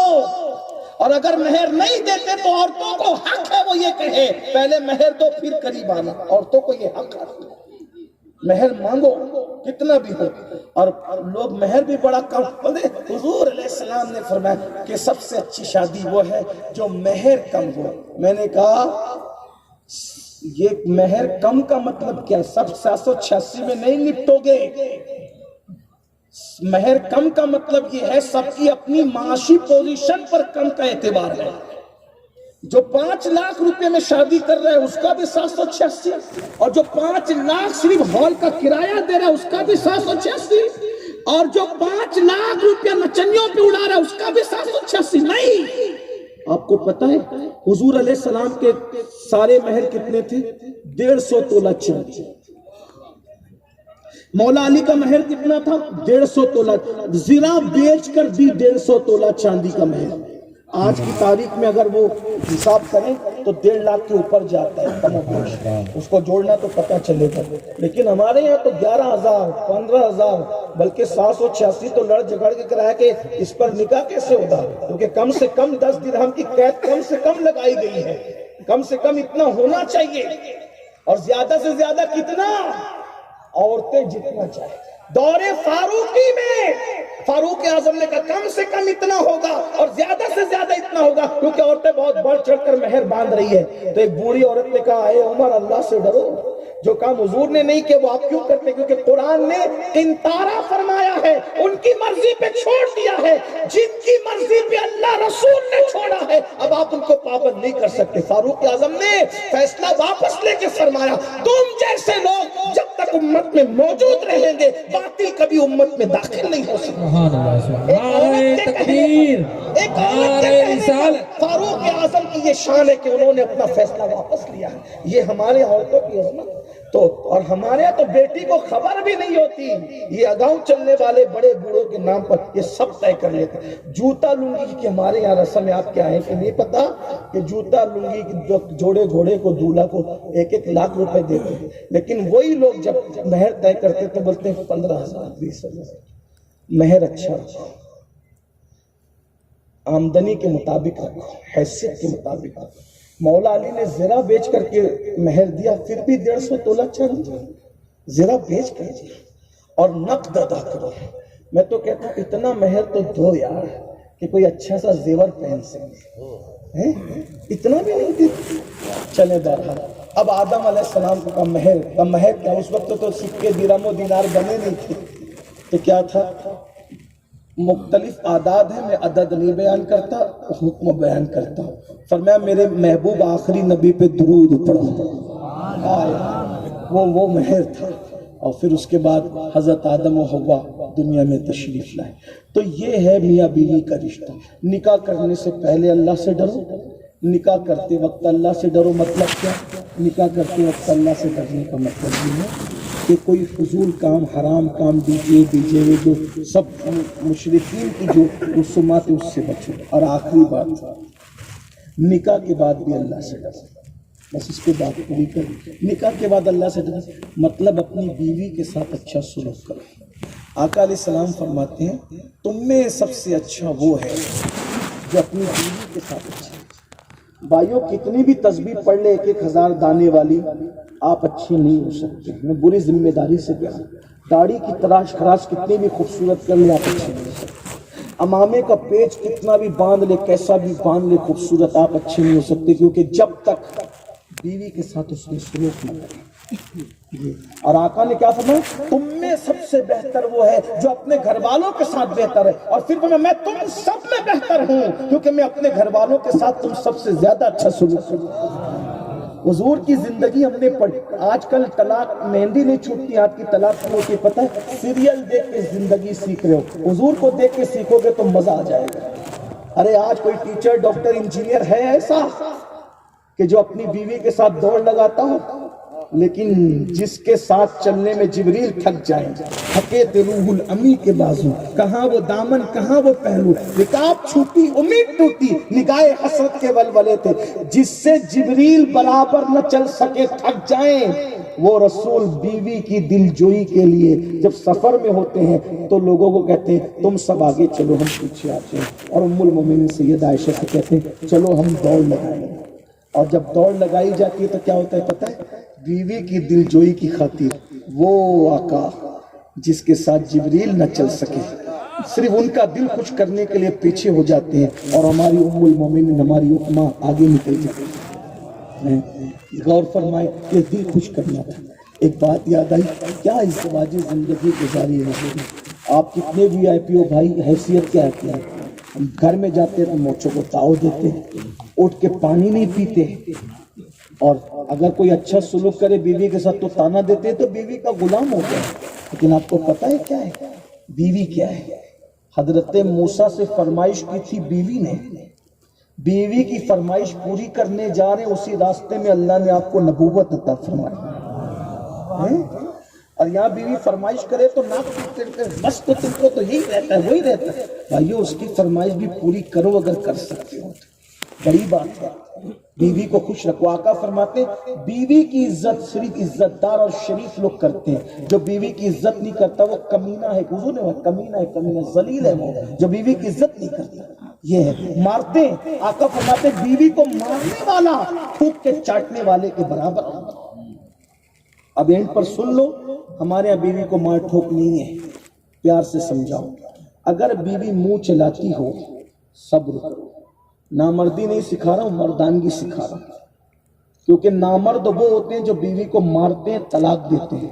مرد وہ ہوتے ہیں جو کمزوروں کے لیے غصہ پی جاتے ہیں. مرد بنو. کمزوروں کو مارنا مردانگی نہیں ہے, کمزوروں کو معاف کرنا یہ مردانگی ہے. مرد کامل نے فتح مکہ کے دن کمزور شکل میں کھڑے ہونے والوں سے کہا لا تسریب علیکم, جاؤ میں نے تم سب کو معاف کر دیا. یہ مردانگی اس کا نا. ہم تو بیوی کو مار پیٹ کر رہے ہیں, نہیں ہمارا کام نہیں. اگر بیوی منہ چلائے تکلیف دے صبر کرو. کیا ملے گا؟ آقا فرماتے ہیں صبر ایوب کا اجر دیا جائے گا. اور بیویوں سے بھی کہتا ہوں شوہر ٹیڑھا ترچا مل جائے تو کورٹ میں کیس داخل کر کے طلاق مانگنے کی ضرورت نہیں. حتی الامکان نباہ کی کوشش کرو, صبر کرو. مردوں کے لیے تو صبر ایوب کی بشارت دی گئی, عورتوں کے لیے دو عورتوں کا ذکر کیا گیا, صبر مریم اور صبر آسیہ کا اجر عطا کیا جائے. کوئی معمولی عورتیں نہیں, جنت میں رسول اللہ کی بیوی بننے والی. ایک آخری واقعہ آ گیا شادی کی مناسبت سے, اب وہ پیش کر کے بات ختم کریں.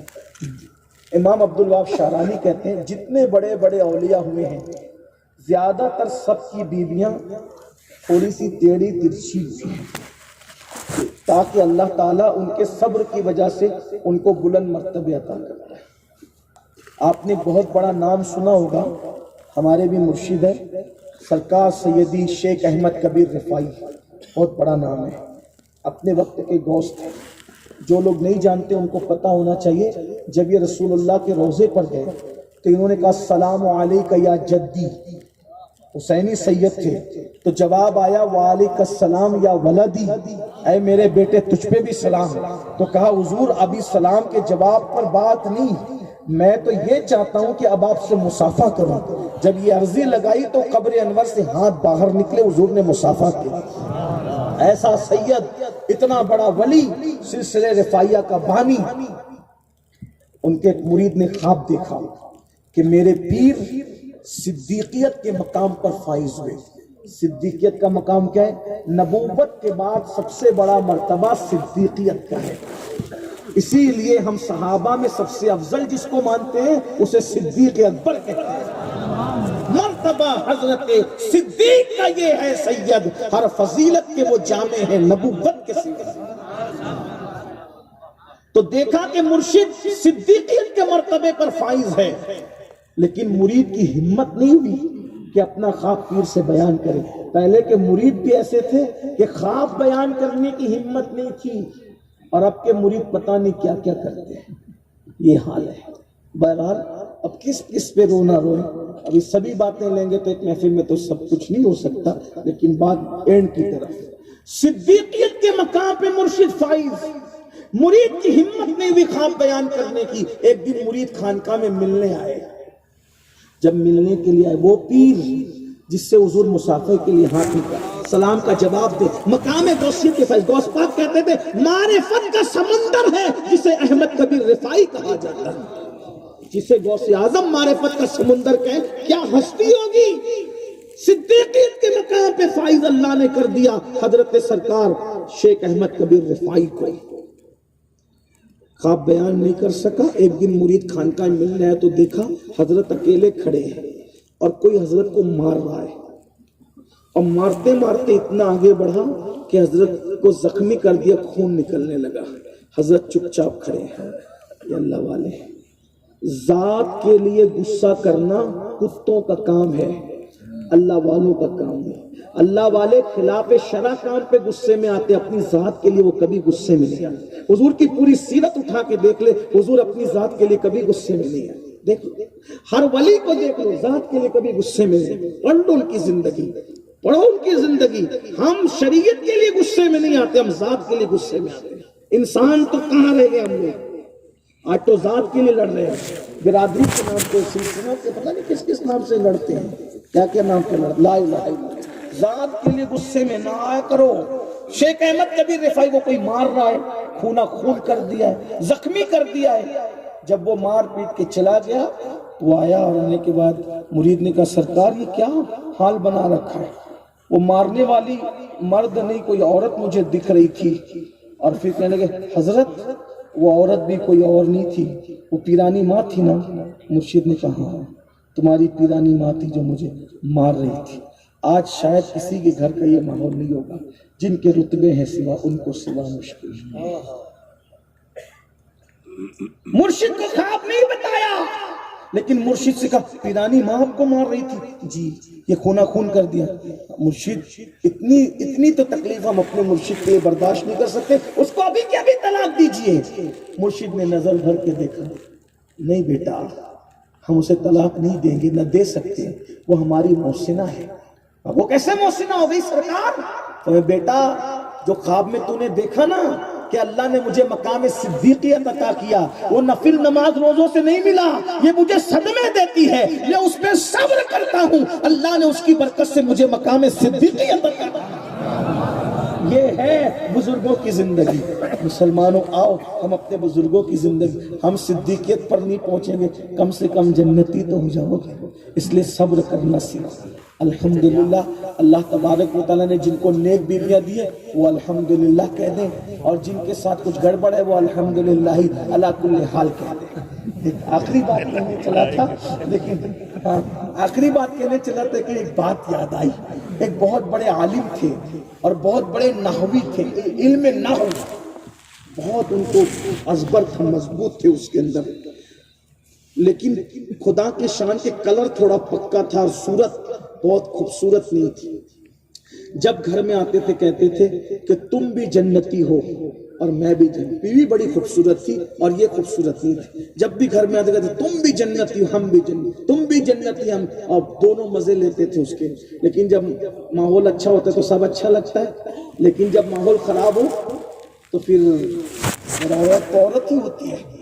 ایک دن زگزگ ہو گئی میاں بیوی میں، اچھا ہر گھر میں ہوتی ہے، اگر کوئی بولے میرے گھر میں نہیں ہوتی تو میں نہیں مانوں گا، بالکل نہیں مانوں۔ وجہ حضرت سارہ نے جب حضرت ابراہیم علیہ السلام سے کچھ زبان بڑھ کر کے کہا، کیونکہ نبی کی ماں نبی کی بیوی ہے تو زیادہ میں کچھ کہہ نہیں سکتا، لیکن حدیث میں آیا کہ انہوں نے زبان درازی کی فرمائی، منہ چلایا، تو حضرت ابراہیم نے کہا اللہ یہ سارہ میرے ساتھ منہ چلاتی، اللہ نے میں نے ٹیڑھی پسلی سے بنایا ہے، سیدھا مت کرنا، میں نے ٹیڑھا بنایا۔ دیکھا اللہ کہ وہ سب شان والے لوگ ہیں، ان کی جوتیوں پر ہمارے ماں باپ ہماری عزت، لیکن یہ ہمارے لیے صبر کی بات ہے۔ بہرحال تو وہ زگزگ ہو گئی گھر میں، تو زگزگ ہوئی تو کیا ہوا، جب آئے تو روز کے معمول کے مطابق پھر انہوں نے شاعری کی، تم بھی جنتی ہم بھی جنتی، بس یہ پاڑا پڑھتے رہو گے، کچھ اس کے آگے بھی بتاؤ گے، ہم بھی جنتی تم بھی، کس وجہ سے وہ بھی بتاؤ۔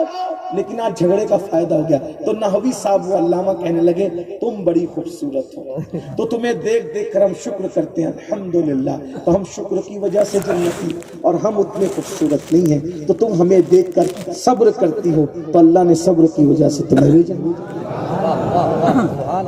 یہ ہے یعنی ادھر بھی جنت ہے ادھر بھی، صبر کرو تو جنت، شکر کرو تو جنت۔ الحمدللہ رب العالمین۔ اللہ تعالی ہم سب کے گھروں میں خوشگوار زندگی گزارنے کی توفیق عطا فرمائے۔ گفتگو کے درمیان ماشاءاللہ ہمارے اچھا ٹھیک درشی پڑھ رب صلی وسلم دائما ابدا علی حبیبک خیر الخلق۔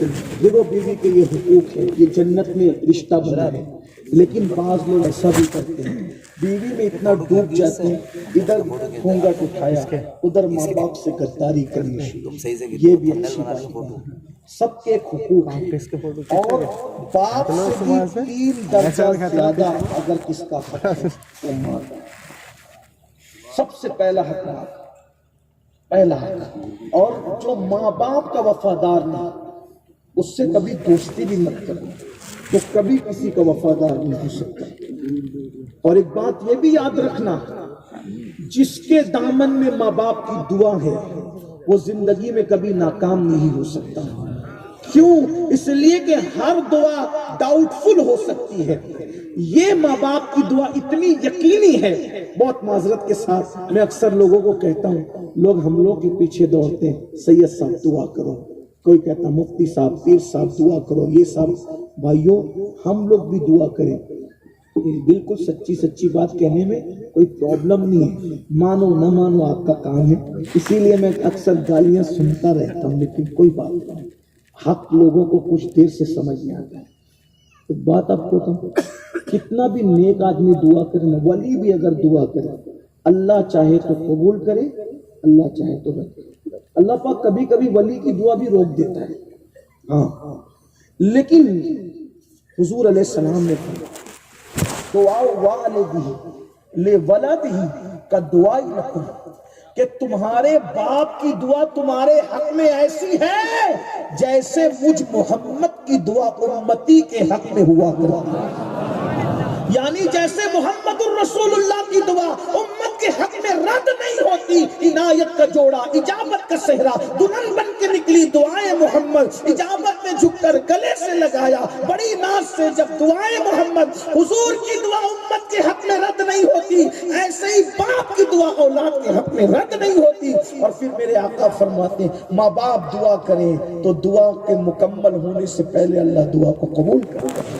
یہاں تک فرمایا پوری کائنات مل کر کسی کے لیے بد دعا کرے اور اکیلے اس کی ماں اس کے لیے دعا کرے، کائنات کی بد دعا رد کی جائے گی، ماں کی دعا قبول کر لی جائے گی، اور پوری کائنات مل کر دعا کرے، اکیلے ماں بد دعا کرے تو پوری کائنات کی دعا رد ہوگی، ماں کی بد دعا قبول کر لی جائے گی۔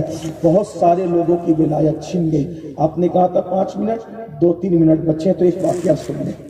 کچھ لڑکے لوگ کیا کہتے ہیں، میرے ابا تو شراب پیتے ہیں، میری اماں نماز نہیں پڑھتی ہے، پھر بھی ہم فرما برداری کریں۔ سنو، باپ کی تعظیم نیک ہونے کی وجہ سے نہیں، نمازی ہونے کی وجہ سے نہیں، باپ کی تعظیم صرف باپ ہونے کی وجہ سے، ماں کی تعظیم صرف ماں ہونے کی وجہ سے، بلکہ اللہ نہ کرے، اللہ نہ کرے، اللہ نہ کرے معاذ اللہ، اگر ماں باپ کافر بھی ہوں تو اسلام کہتا ہے ان کے ساتھ اس نے سلوک کیا جائے گا، ان کی خدمت کی جائے گی۔ آپ کیا بات کرتے ہیں، بہانہ کرتے ہو؟ اور یاد رکھنا، مسجدیں بنا لو، مدرسے بنا لو، کس پہ بھی خرچہ کر لو، آپ کو وہ ثواب نہیں ملتا جو ماں باپ پہ خرچہ کرنے کو ملتا ہے۔ اور قیامت کی نشانیوں میں سے نشانی ہے، آقا فرماتے ہیں دوستوں پہ خرچہ کریں گے، ماں باپ پہ خرچ کرنے کو بوجھ سمجھیں گے۔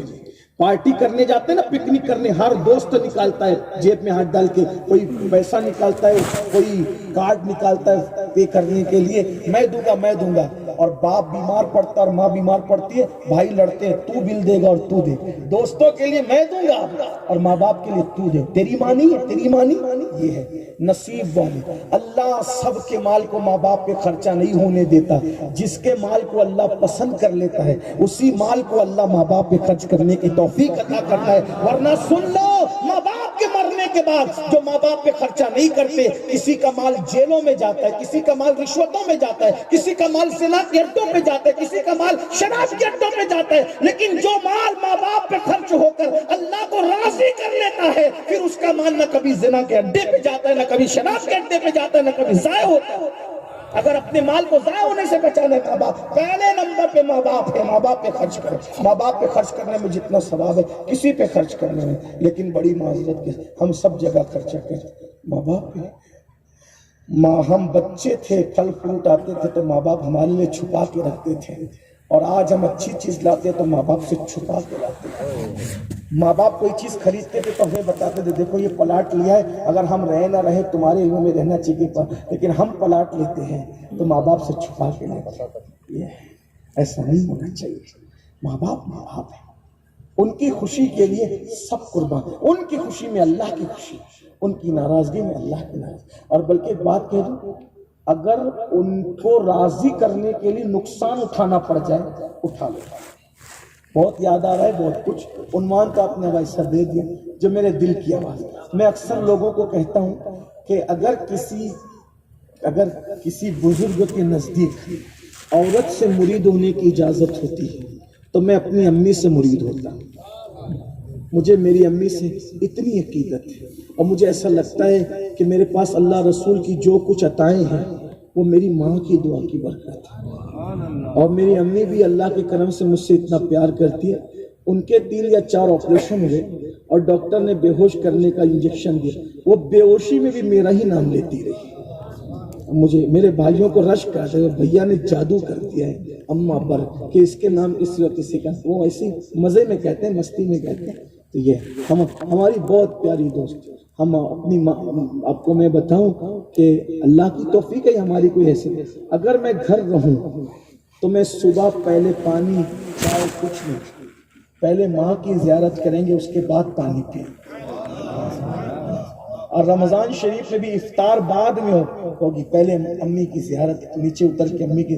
یہ بہت بڑی چیز ہے، میں آپ کو بتا نہیں سکتا اس کی استغفر اللہ، اللہ نیتوں کو جانتا ہے. میں کوئی بڑائی کی بات اپنی نہیں کر رہا ہوں، اور مجھے یقین ہے میرے محبوب نے فرمایا ماں کی دعا قبول ہے تو قبول ہے. ہم ماں کو نہیں دیکھ رہے، ہم اپنے محبوب کو دیکھ رہے ہیں. زمانہ کچھ کر لے آ جائے، کوئی زمانہ کچھ کر لے، لیکن دعا کرنے والے ہاتھ جب تک موجود ہیں انشاءاللہ کوئی کچھ نہیں کر سکتا، کیونکہ محبوب نے گارنٹی. آپ سے بھی کہتا ہوں اپنے ماں باپ کے، تمہاری جنت تمہارے گھر میں کہاں ڈھونڈے. بات مجھے یاد آ گئی ہے، اس کو یہ روایت جو پڑھ رہا ہوں اس کو امام حمیدی نے بیان کیا. حمیدی بخاری مسلم کا راوی ہے، اور انہوں نے بیان کیا. سن لیں، بات آئی ہے، بہت اچھا عنوان آپ نے دیا. میں اس پہ گھنٹوں بولتا ہوں، لیکن چونکہ اب شادی کا عنوان تھا، سید بادشاہ نے جو اشارے دیے تھے کچھ میں نے اپنی طرف سے کچھ کہہ دیا، لیکن اب پبلک کی طرف سے ڈیمانڈ آئی ہے. ماں باپ کی خوشی کے لیے اگر نقصان اٹھا لو، انشاءاللہ نقصان نہیں ہوگا. ایک بہت بڑا نام ہے امام قشیری کا، امام قشیری بہت بڑا امام کو، جن کی کتاب ہے رسالہ القشیریہ. رسالہ القشیریہ، اس رسالے کے بارے میں صوفیہ کے اقوال ہیں. اگر یہ رسالہ گھر میں ہوگا تو انشاءاللہ گھر میں آگ نہیں لگے گی. جس گھر میں یہ رسالہ ہوگا چوری نہیں ہوگی اس کے اندر. رسالہ قشیریہ کے مصنف آپ علماء سے پوچھ لیں، ان کو بابا فرید، محبوب الہی اور بابا قطب غریب نواز ان کی کتاب پڑھتے تھے، رسالہ قشیریہ. یہ بہت پرانا اولین تصوف کی کتب میں ہے. داتا صاحب نے ان کو کہا استاد ابو القاسم القشیری. صوفیہ ان کو نام لیتے تو استاد کہہ کے لیتے، استاد ابو القاسم القشیری. تقریباً 2200 کتابوں کا مصنف ہے یہ صوفی، 2200 کتاب. لیکن ایک بات بتاؤں، پڑھا کسی مدرسے میں، یہ بات پڑھا کسی مدرسے میں نہیں ہے، اور 2200 کتابوں کا کم و بیش مصنف. وجہ کیسے بنے یہ عالم؟ عالم بنے لیکن بغیر مدرسے میں گئے بنے. کیسے بنے سنو. اس دور میں ایسے گلی کوچوں میں مدرسے نہیں تھے، محلے نہیں. یہ اللہ کا احسان ہے، بہت ترقی یافتہ دور میں اللہ نے ہمیں پیدا کیا. اب تو علم حاصل کرنا ہے تو چلے جاؤ فیضان سادات میں، چلے جاؤ نوریہ میں، چلے جاؤ، بہت سے مدرسے ہیں ماشاءاللہ الحمدللہ. لوگ مدرسوں کو بہت سمجھتے ہیں. العلم حیات الاسلام و عماد الدین. علم اسلام کی زندگی ہے اور دین کا ستون ہے. یہ علماء کی قدر کرو، مدرسوں کی قدر کرو. اور یہ لوگ زکوٰۃ لیتے ہیں یار بھائیوں، جس دن یہ زکوٰۃ نہ لیں، ہماری زکاتیں بھی صحیح طور پہ ادا نہ ہو. ان کا احسان ہے کہ زکوٰۃ لے کے صحیح جگہ لگاتے ہیں. اب کچھ لوگوں کی نہیں لگتی، کچھ لوگ اڑا جاتے ہیں، ان کی ہم تائید نہیں کرتے. لیکن جن کی اڑ جاتی ہے نا، تو وہ بھی اڑی ہوئی رقم ہوتی ہے تو اڑتی ہے. یہاں مجھے ایک اجازت دے دے تو بہت بات کر. محبوب الہی کا ایک مرید تھا، اور اس دور میں لوگ پیر سے بہت محبت ہے. محبوب الہی جیسا پیر، سرکار زکوٰۃ دینی ہے، سرکار زکوٰۃ دینی ہے، اپنی زکوٰۃ آپ کے ہاتھ سے دوں گا تو سید کے ہاتھ سے دوں گا تو پیر کے ہاتھ سے قبول ہوگی. مرشد نے لیا بھی نہیں ہاتھ میں. سید بادشاہ محبوب الہی جیسا بے نیاز پیر، بادشاہ ملنا چاہتا تھا تو کہا آنا نہیں ملنے. خانقاہ کے 2 دروازے بنائے، ایک دروازے سے تو آئے گا، دوسرے دروازے سے میں چلا جاؤں گا. میں تجھ سے کیوں ملوں؟ کہتا تھا مل تو نہیں. کہا مجھے تیرے دربار میں اس لیے نہیں آتا کہ بادشاہوں کے دربار میں آنے کے آداب نہیں معلوم، اور اپنے خانقاہ میں اس لیے نہیں بلاتا کہ بادشاہوں کی خدمت کے آداب نہیں معلوم. ایک دن میت ہوگی، دوست کے یہاں چلے گئے تو بادشاہ آیا، دوست کی میت میں تو آئیں گے نا. تو جیسے ہی بادشاہ کو دیکھا پیر پھیلا کے بیٹھے. इतने बड़े वली हो, चमचों ने कहा इतने बड़े वली हो, बादशाह के सामने पैर फैलाते हो। मुस्कुरा के कहते यही तो है, जहां हाथ फैलते वहां पैर नहीं फैलते, और जहां पैर फैलते वहां हाथ नहीं फैलते। मस्जिद में हाथ फैलाता है मोहम्मद अहमद, इसलिए पैर नहीं फैलाता, और बादशाह के सामने कभी हाथ नहीं फैलाए, इसलिए पैर फैला के बता रहा हूं, यहाँ हाथ नहीं फैलते। ऐसा बागैरत थी, ऐसा बागैरत थी। हमें तो कारपोरेटर बुला ले तो उछलते हैं, बुलाया है, एमएलए बुला ले तो और ज्यादा फॉर्म में रहते हैं। भाइयों, अल्लाह 5 वक्त तो बुला रहे, उसकी खुशी नहीं है कारपोरेटर और एमएलए के बुलाए। ये कौम का हाल, ये सोच की दिवालियापन है। हमसे बड़ा वीआईपी कौन होगा? हमें रोजाना 5 बार अल्लाह अपने घर बुलाता है। आओ ना, दूसरों ने किसी ने एमपी एमएलए ने शादी काट दिया तो उछलते फिरते हो, हमसे बड़ा वीआईपी घर। आओ जरा उसके घर आओ, फिर देखो कितने वीआईपी मेहमान हैं। जो जहां जाता है, जिसके घर जाता है, उसका मेहमान होता है। जो कौम रोजाना 5 बार अल्लाह की मेहमान बने, उस कौम को कमी क्या हो गया? मेहमान बन के तो देखो। लोग कहते हैं ये मौलवी लोग सिर्फ महीने का 5,000 6,000 कमाते, इतने वक्त में रहते कैसे? मैंने कहा अल्लाह का मेहमान बन के देख, आमदनी कम होगी लेकिन बरकत तुमसे ज्यादा है। देख, आंखों से मुशाहिदा कर लो। हाँ, आप पूरी जिंदगी में कभी शेरवानी सिलाने का सोचते हैं, उलमा के पास इतनी है कि गिनते गिनते थक जाओ। हाँ, इसका ख्याल रखें। ये अल्लाह के मेहमान बनने की बरकत है। आप भी बनो। उन्वान छिड़ते जाते हैं। मैं बहस कर रहा था, महबूब इलाही सरकार से ज़कात का जो पहले नजर आए बेटा उसको दे दे, तो देखा महबूब इलाही के दूसरे मुरीद गरीब थे बड़े मुत्तकी, दे दिया। वो दूसरे के मुंह में पानी आया, इसकी इतनी अच्छी जगह गई, मेरी भी, तो उसने भी लाया। देखा देखा हजरत मेरी भी, जो खानका के पहले नजर है उसको वही कहा जो उसको कहा था। अब देखा तो एक शराब में डोलता डालता आ रहा था। मुर्शिद का हुक्म था, देना पड़ा, लेकिन मुंह उतार के आ रहा। क्यों मुंह उतरा हुआ है? और उसकी इतनी अच्छी जगह गई और मैंने शराबी हो गया। वो पता नहीं कैसे नशा करेगा। बेटा हमारा कसूर नहीं है, जैसा कमाया था वैसी जगह गया है। अच्छे से कमाओगे तो मुफ्ती सैयद साबिर के हाथ में आएगी, वरना फिर ऐसे भी लोग है ना, राह माल है राह मार फिरते हैं।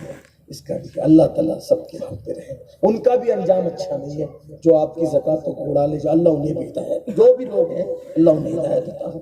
तो इमाम कशमीरी का जिक्र चल रहा है, बड़े से बड़ा नुकसान उठा लो, नुकसान नहीं होगा इंशाअल्लाह। इमाम को तो मदरसे उस दौर में ज़्यादा नहीं थे।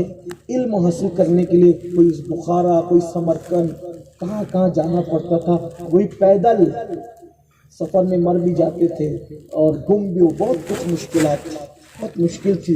इल्म की बहुत, अभी तो घर बैठे ऑनलाइन ही पढ़ रहे हैं लोग। लेकिन हमारे उस्ताद, हमारे कायद कहते हैं ऑफलाइन और ऑनलाइन का फ़र्क ये है, ऑफलाइन का मतलब माँ का दूध और ऑनलाइन का मतलब डब्बे का दूध। जैसे डब्बे का दूध ग़िज़ा पेट तो भर देता है लेकिन वो चीज़ पैदा नहीं करता, लेकिन माँ का दूध पेट भी भरता है और सिफात और गुर भी पैदा करता है। तो उस्ताद के पास बैठने की और बैठ के पढ़ने की बात ही कुछ अलग है। बहरहाल जो ऑनलाइन पढ़ते रहो, कैसे पढ़ो तो सही भैया, पढ़ लो बस।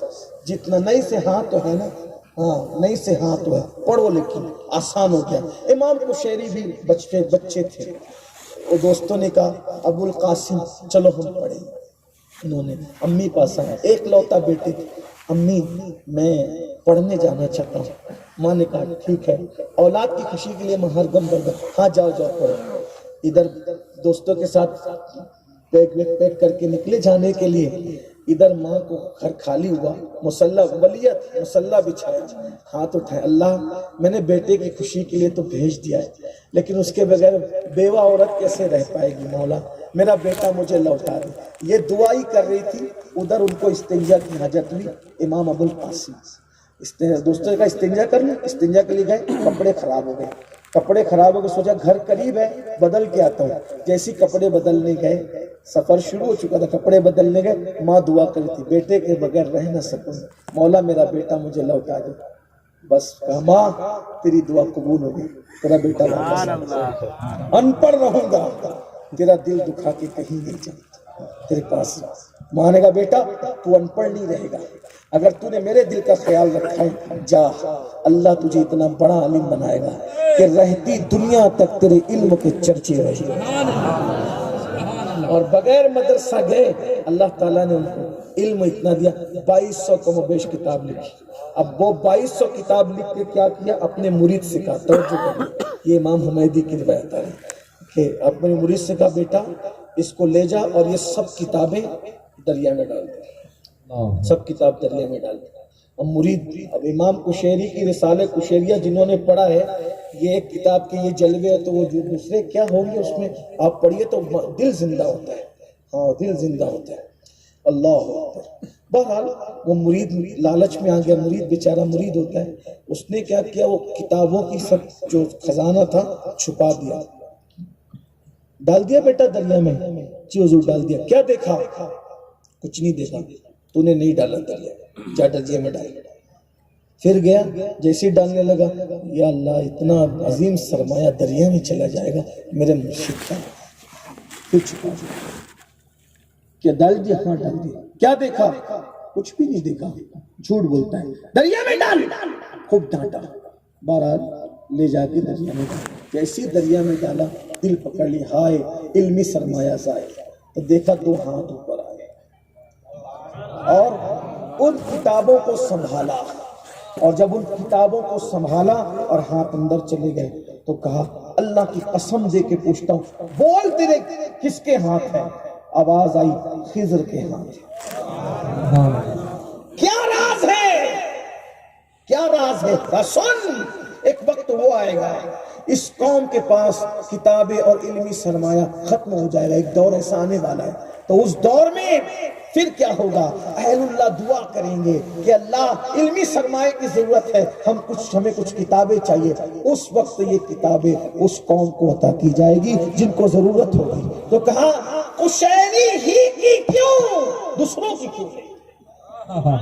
علمی کام تو سب نے کیا لیکن قشیری ہی کا سرمایہ کیوں رہے گا اور وہ بھی پانی میں محفوظ رہے گا؟ وہ کیوں؟ تو کہا اس کی وجہ صرف یہ ہے کہ اس نے ماں کے ساتھ وفا کا حق ادا کیا. سبحان اللہ سبحان اللہ. اتنا بڑا نقصان اٹھانے کی کوشش کی ماں کی خوشی کے لیے، لیکن اللہ نے نقصان اس کا ہونے نہیں دیا. اس امتحان میں اللہ، یہ ہے ماں کی دعا کی وقت. نعرہ تکبیر، نعرہ رسالت، مسلک اعلی حضرت، علماء اہل سنت. استغفر اللہ رب العالمین. کل اندور کے اجتماع کا اعلان سید صاحب نے کر دیا. میں بھی آپ کو کہتا ہوں کہ کل صبح 10 بجے سے رات 10 بجے تک نواز شاہ ولی کی قبر میں اجتماع ہے. آپ ضرور تشریف لائیے. بڑے بڑے علماء خطبہ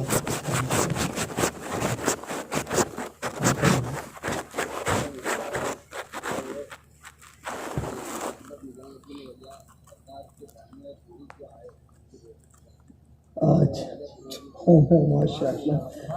یہ علماء اور سیدوں کی بات میں کیا کاٹ سکتا ہوں. ایک واقعے کی فرمائش ہے سن. اپنی حیثیت شاعر کو رکھے بھائی. پیار لوگ اتنا کرتے ہیں. وہ غزل بڑی پسند آئی، انہیں مشاعرے میں وہ پڑھو وہ شاعر صاحب بھائی کوئی بات. اگر سید بادشاہ خوش ہوتا ہے، ان کے نانا خوش ہوتے تو میں اس پہ عرض کرتا ہوں. سن لے درود شریف پڑھے. ایک واقعہ سن بھائی. پڑھوں کہ نہیں پڑھوں؟ واقعہ پڑھ دوں. کوئی ضرورت ہو تو الگ بات ہے. درود شریف پڑھے بلند آواز صلی اللہ علیہ وسلم. ہندوستان میں بہت سی چیزیں ایسی ہیں جس کی مثال نہیں ملتی. انہی بے مثال چیزوں میں ایک ہے امیر خسرو کی مریدی اور محبوب الہی کی پیری. بہت کم ایسے مرید ہوئے جو خسرو کی طرح ہیں، اور محبوب الہی تو پھر محبوب الہی. توری صورت کے بلہاری نجام. حضرت امیر خسرو بہت پیار کرتے تھے مرشد سے. اگر کسی کو مرشد سے پیار کرنا سیکھنا ہے خسرو کو دیکھیں. ایک مرتبہ مرشد نے ٹوپی ترچھی پہنی. ایک مرتبہ مرشد نے، اگر مرشد کی ٹوپی ترچی ہو جائے تو مرید پتہ نہیں کیا کیا کہتے ہیں. دوپلی ٹوپی تھی پرانی اور وہ ترچی تھی. ترچی ٹوپی والے کو کجکلاہ کہتے ہیں فارسی زبان میں. حضرت محبوب الہی نے دیکھا کہ کچھ لوگ کچھ کر رہے ہیں تو ان کو کچھ کیا کر رہے ہیں وہ نہیں بتاؤں گا، آپ اس کے متحمل نہیں ہو، لیکن کچھ کر رہے ہیں تو کچھ کرتے دیکھ کر ہنس پڑے. ہنسے تو میں خسرو نے پوچھا کیوں ہنسا؟ تو کہنے لگے کہ ہر قوم ملت راہ دینے وہ قبلہ گائے. ہر قوم ملت راہ دینے وہ قبلہ گائے. ہر قوم ملت ہے اور ان کا کوئی نہ کوئی جھکنے کی قبلہ ان کا جگہ ہے، کوئی نہ کہیں آدمی عقیدت سے جھکتا ہے. تو انہوں نے تلچی ٹوپی پہنی تھی، اس پہ ایک مصرع لگا کر شعر پورا کر دیا. من قبلہ راست کردم برسمت کچکلا ہے، مگر میں نے تو اپنا قبلہ اس تلچی ٹوپی والے کے ذریعے سے سیدھا کر لیا. اور محبوب الہی اتنا پیار کرتے تھے حضرت امیر خسرو سے، کوئی نہیں آ سکتا تھا رات کے وقت، لیکن خسرو آتے تھے اور صبح سے شام تک پورے دلی میں کیا ہوا اس کی رپورٹ پیش کرتے تھے اور آپ تصویر لے کر پڑھتے رہتے تھے، پھر حجرے میں چلے جاتے. بہت پیار تھا دونوں کے اندر. یہ ٹرکی النسل تھے خسرو، اسی لیے آپ خسرو نہیں کہتے تھے، کیا کہتے تھے؟ او ترک اللہ لقب دیا تھا امیر خسرو کو. ایک دن حضرت امیر خسرو جنگ پہ گئے تھے، ادھر جنگ پہ گئے. ایک سید بادشاہ سید زادہ محبوب الہی کے پاس آیا، سرکار میری بیٹی کی شادی، میری بیٹی کی. اب امیر حضرت محبوب الہی بہت لٹاتے تھے. اس زمانے میں 200 روپے کا لنگر کا خرچہ تھا منتھلی. آج سے 700 سال پہلے جب لوگ چند سکوں میں حویلیاں بناتے تھے، محبوب الہی اس سے بہت زیادہ، یعنی آج لاکھوں روپے آج کے دور کے حساب سے لنگر پہ لٹاتے تھے.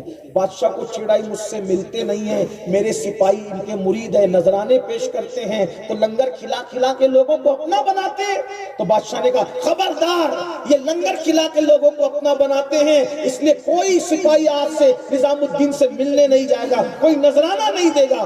خبر آئی خانقاہ میں، حضرت سپاہیوں کو پابندی لگ گئی، نذرانے پابندی لگ گئی کہ آپ ان سے نذرانہ لے کر کے لنگر بنا کے لوگوں کو اپنا بناتے. محبوب الہی نے مسکرا کے کہا آج سے لنگر کا خرچہ ڈبل کر دو تاکہ اس کو پتا چل جائے نذرانوں پہ لنگر نہیں کرتا، اللہ کی عطا پہ لنگر کرتا. محبوب الہی آئے. تو بہرحال حضرت امیر خسرو پیار کرتے تھے سید لوگ، ضرورت مند لوگ آتے. خانقاہ اسی کو کہتے ہیں جس میں ضرورت پوری کی جائے. نذرانے کا جو سسٹم تھا نا وہ کیا تھا وہ بتا. پیر جو ہوتا ہے اس کے مرید غریب بھی ہوتے ہیں اور امیر بھی ہوتے ہیں. تو یہ نذرانے کا سسٹم صوفیہ نے اس لیے قائم کیا تھا، مالدار مرید سے لیں گے اور غریب مریدوں کو دے دیں گے. یہ صوفیہ کے نزدیک. بہرحال ابھی میں اس میں کوئی اپنی اوقات نہیں اس پہ ڈسکس کرنا، لیکن ایک کانسیپٹ میں نے پیش کیا ہے. اپنی جو حیثیت ہے اپنے طالب علم ہے اس کی اپنی حیثیت، اس پہ تبصرہ خانقاہی لوگ ہی کر سکتے ہیں، میں نے کوئی نہیں کرنا. بس ہم نے تو اتنا کرنا ہے کہ نظر پیش کرنا ہے. حضرت ہمارے مخدوم صاحب مخدوم اشرف جہانگیر سمنانی ہمارے مرشد کہا کرتے تھے اللہ والے زمین کے اوپر رہے کہ اندر رہے. جب ان کے پاس جایا کرو تو خالی ہاتھ مت جایا کرو، جو خالی ہاتھ جاتا نہیں خالی ہاتھ واپس آتا نہیں. مرشد سے ملو بھی تو خالی ہاتھ مت ملو اور مزارات پہ جاؤ بھی تو خالی ہاتھ. علماء سے ملو بھی تو خالی ہاتھ مت ملو اور مزارات پہ جاؤ گے تو خالی بڑا ہاتھ لے جاؤ گے. تم اپنی حیثیت کے مطابق دے آؤ گے، اللہ تمہیں اپنی شان کے مطابق عطا کرے. خالی ہاتھ نہیں جانا چاہیے. ہمارے مرشد مخدوم اشرف نے فرمایا، اور اللہ کا شکر ہے جب سے ہم نے اس پہ عمل شروع کیا ہے اس کی برکت ہم دیں. مخدوم صاحب کی فرمان کی برکت ہے. ہاں جہاں بھی مزار پہ بھی جاؤ ایک آدھ پھول لے کے جاؤ، فطرے لے کے جاؤ، خالی ہاتھ نہیں جانا، خالیت واپس بھی نہیں ہوتی. بہرحال لوگ آتے تھے اپنی مراد پاتے تھے. سید صاحب آئے، حضور میری بیٹی کی شادی ہے، انتظام نہیں ہے، کیا کریں؟ سرکار محبوب الہی نے رکو بابا، انتظام ابھی ہو جائے گا انشاءاللہ. صبح سے رکے شام ہوئی، حضرت نہیں ہوا، کوئی آیا نہیں، نظر پیش نہیں ہوئی، کسی نے نظر نہیں. پھر اس کے بعد صبح ہوئی، بابا ہاں انتظام انشاءاللہ ہو جائے گا. پھر تیسرا دن آیا اب انتظام نہیں ہوا. محبوب الہی نے کیا کیا، اپنے جوتے اٹھایا، سید کو کہا سید صاحب کوئی انتظام نہیں ہوا، یہ جوتے لے کے چلے جائیں. نہیں خالی نہیں لے جائے، جوتے لے کے چلے جائیں. اب انہوں نے سوچا یہ جوتے ہیں وہ بھی پھٹے ہوئے ہیں، کون کیا کام بنے گا. اب بابا لے جاؤ تمہارا کام بنے گا انشاءاللہ. اب یہ لے کر چلے. اب وہی دکھ ہے، یہ پھٹے ہوئے جوتے ہیں، لیکن پھٹے ہوئے تھے مگر محبوب الہی کے، محبوب الہی کے محلے والے بڑے مخالف تھے، بولے یہ فجر نہیں پڑھتے، رات دن سما میں بیٹھے تھے، فجر نہیں پڑھتے محلے والے۔ لیکن جب چند لوگ حج کو گئے تو سیدھا آ کے خانقاہ میں قدم پکڑے، بولے کیوں قدم پکڑ رہے ہو؟ بڑی مخالفت کرتے تھے۔ بولے حضرت سمجھ میں آیا، فجر نہیں پڑھتے ہم کہتے ہیں، لیکن ہم نے دیکھا ہر فجر میں آپ مسجد نبی میں پہلی صف میں نظر آئے۔ سبحان اللہ سبحان اللہ۔ بڑی صورت کے بلہاری ہوتا ہے محبوب الہی، محبوب الہی بابا فرید کا جانشین ہے جسے دنیا محبوب الہی کہتے ہیں۔ ہمارے آقاؤں کیسے آقاؤں کا بندہ ہوں، بول بالے میری سرکار، اللہ اکبر۔ تو جوتے لے کے چلے گئے، لیکن دل میں کھٹکا ہے کہ مرشد نے جوتے پھٹے ہوئے لے کے گئے، رستے میں تھک گئے، وہ امامے میں لپیٹا، تکیہ بھی نہیں تھا، اور سرائے ہوتے تھے اس زمانے، سو گئے۔ ادھر خسرو آ رہے تھے فتح یاب ہو کر، اور بہت مال غنیمت ہے، کئی جانوروں سے لدا ہوا تھا، کئی جانور لدے ہوئے تھے مال سے، غنیمت میں حصہ ملا تھا۔ اب اچانک وہاں رکے تو اپنے دوستوں سے کہتے ہیں پیر کی خوشبو آ رہی ہے۔ لوگوں نے کہا چپ رہ تم کلا، جب دیکھو جب پیر پیر پیر، کیا پیر لگائے رہتا ہے؟ لیکن یاد رکھنا یہ پیر کہاں تک پہنچاتا ہے؟ کہنے والے نے کہا ہے یا غوث کہتے کہتے ہو جاتے ہیں غوث، خواجگی مل جاتی ہے خواجہ کا دم بھر کے تو دیکھ۔ یہ سب عقیدتوں کی بات ہے۔ ہمارے مرشد اجازت کہتے ہیں کہ یقین والے کہاں سے چلے کہاں پہنچے، جو اہل شک ہیں اگر میں مگر میں رہتے ہیں، یقین کرو یقین۔ دیکھو یہ تو جب دیکھو جب پیر لگائے رہتے ہو، اس جنگل میں کہاں محبوب الہی تمہارا پیر کہاں؟ خوشبو آ رہے، یہ خوشبو دل زندہ ہو اور ایمان کی ناک سلامت ہو تو پیر کی خوشبو بھی آتی ہے، سیدوں کی خوشبو بھی آتی ہے، ولیوں کی خوشبو بھی آتی ہے۔ اور اگر ایمان کی ناک میں زکام ہو جائے تو پاس بیٹھے ہوئے سے بھی منہ چڑھا ایمان کی ناک میں زکام نہیں ہونا چاہیے۔ میرے امام کو خوشبو آئی کہ نہیں آئی؟ آئی نا؟ ہاں، یہ ایمان کی ناک سلامت ہے تو سارا معاملہ سلامت ہے۔ اور کہا پیر کی خوشبو آ رہی ہے، چھوڑ یار جب دیکھو جب پیر نہیں، اور خوشبو پہ چلتے ہوئے گئے، خوشبو پہ چلتے ہوئے گئے تو دیکھا ایک بندہ ہے جو امامے میں کچھ جوتیاں لپیٹ کر کے سو، اس کے پاس پہنچے، اٹھایا۔ وہ خسرو کو جانتے نہیں تھے، ملک الشورى توتی ہند، پہلی مرتبہ 3 زبان میں جس نے ایک شعر لکھا ہندوستان میں سب سے پہلے، اسی کو خسرو کہتے ہیں۔ زحال مسکین مکن تغافن برائے نینا، بنائے بتیا کتاب ہجرا، ندارہ میں جان للے ہو کاہے لگائے چھتیا۔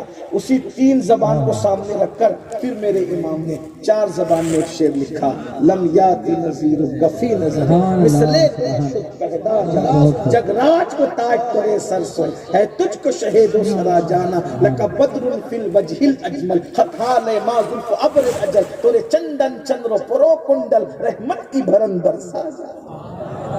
بہرحال کہیں نہ کہیں اس میں تحریک خسرو تھی۔ ہاں تو اٹھایا، دلی سے آ رہے، ہاں دلی سے محبوب الہی سے ملے تھے، ہاں ملے تھے، وہی خوشبو آئی، جاؤ بھائی کیا محبوب الہی کی بات کرتے ہیں۔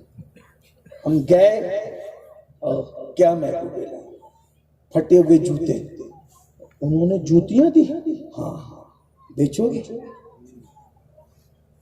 کوئی پھٹے ہوئے جوتے لیتا ہے؟ یہ بتا بیچو گے؟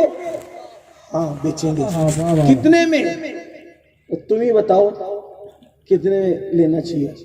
پھٹے ہوئے جوتے کتنے میں دینا چاہیے؟ نظام الدین محبوب الہی کے ادھر آ، ادھر ہاتھ پکڑا، جتنے جانور مال سے لدے ہیں نا یہ سب لے لے، میرے پیر کی جوتیاں مجھے دے دے، میرے پیر کی جوتیاں مجھے دے دے۔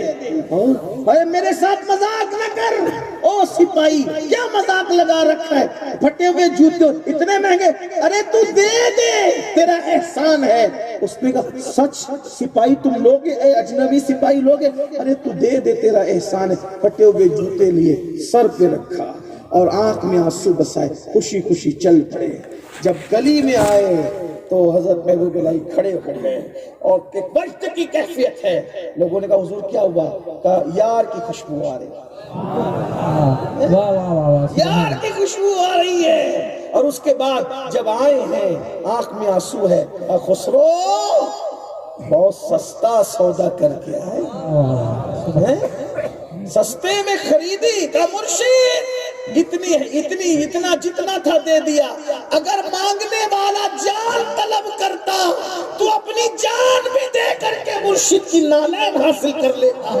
سنیوں بتاؤ جو مرشد کی نالین سے اتنا پیار کرتا ہو وہ رسول اللہ کی نالین سے کتنا پیار کرتا. یوں ہی نہیں کہا جو سر پہ رکھنے کو مل جائے نالے پاک حضور تو پھر کہیں گے کہ ہاں تاجدار ہم. نعرہ تکبیر، نعرہ رسالت، مسلک اعلی حضرت سید امین القادری صاحب سیولا. سبحان اللہ سبحان اللہ. اللهم صل على سيدنا ومولانا محمد. اللهم صل على سيدنا ومولانا محمد. اللهم صل على سيدنا ومولانا محمد وعلى آله وصحبه وبارك وسلم. اللهم على الحبيب صلى الله سيدنا ومولانا محمد فضل رب العلا.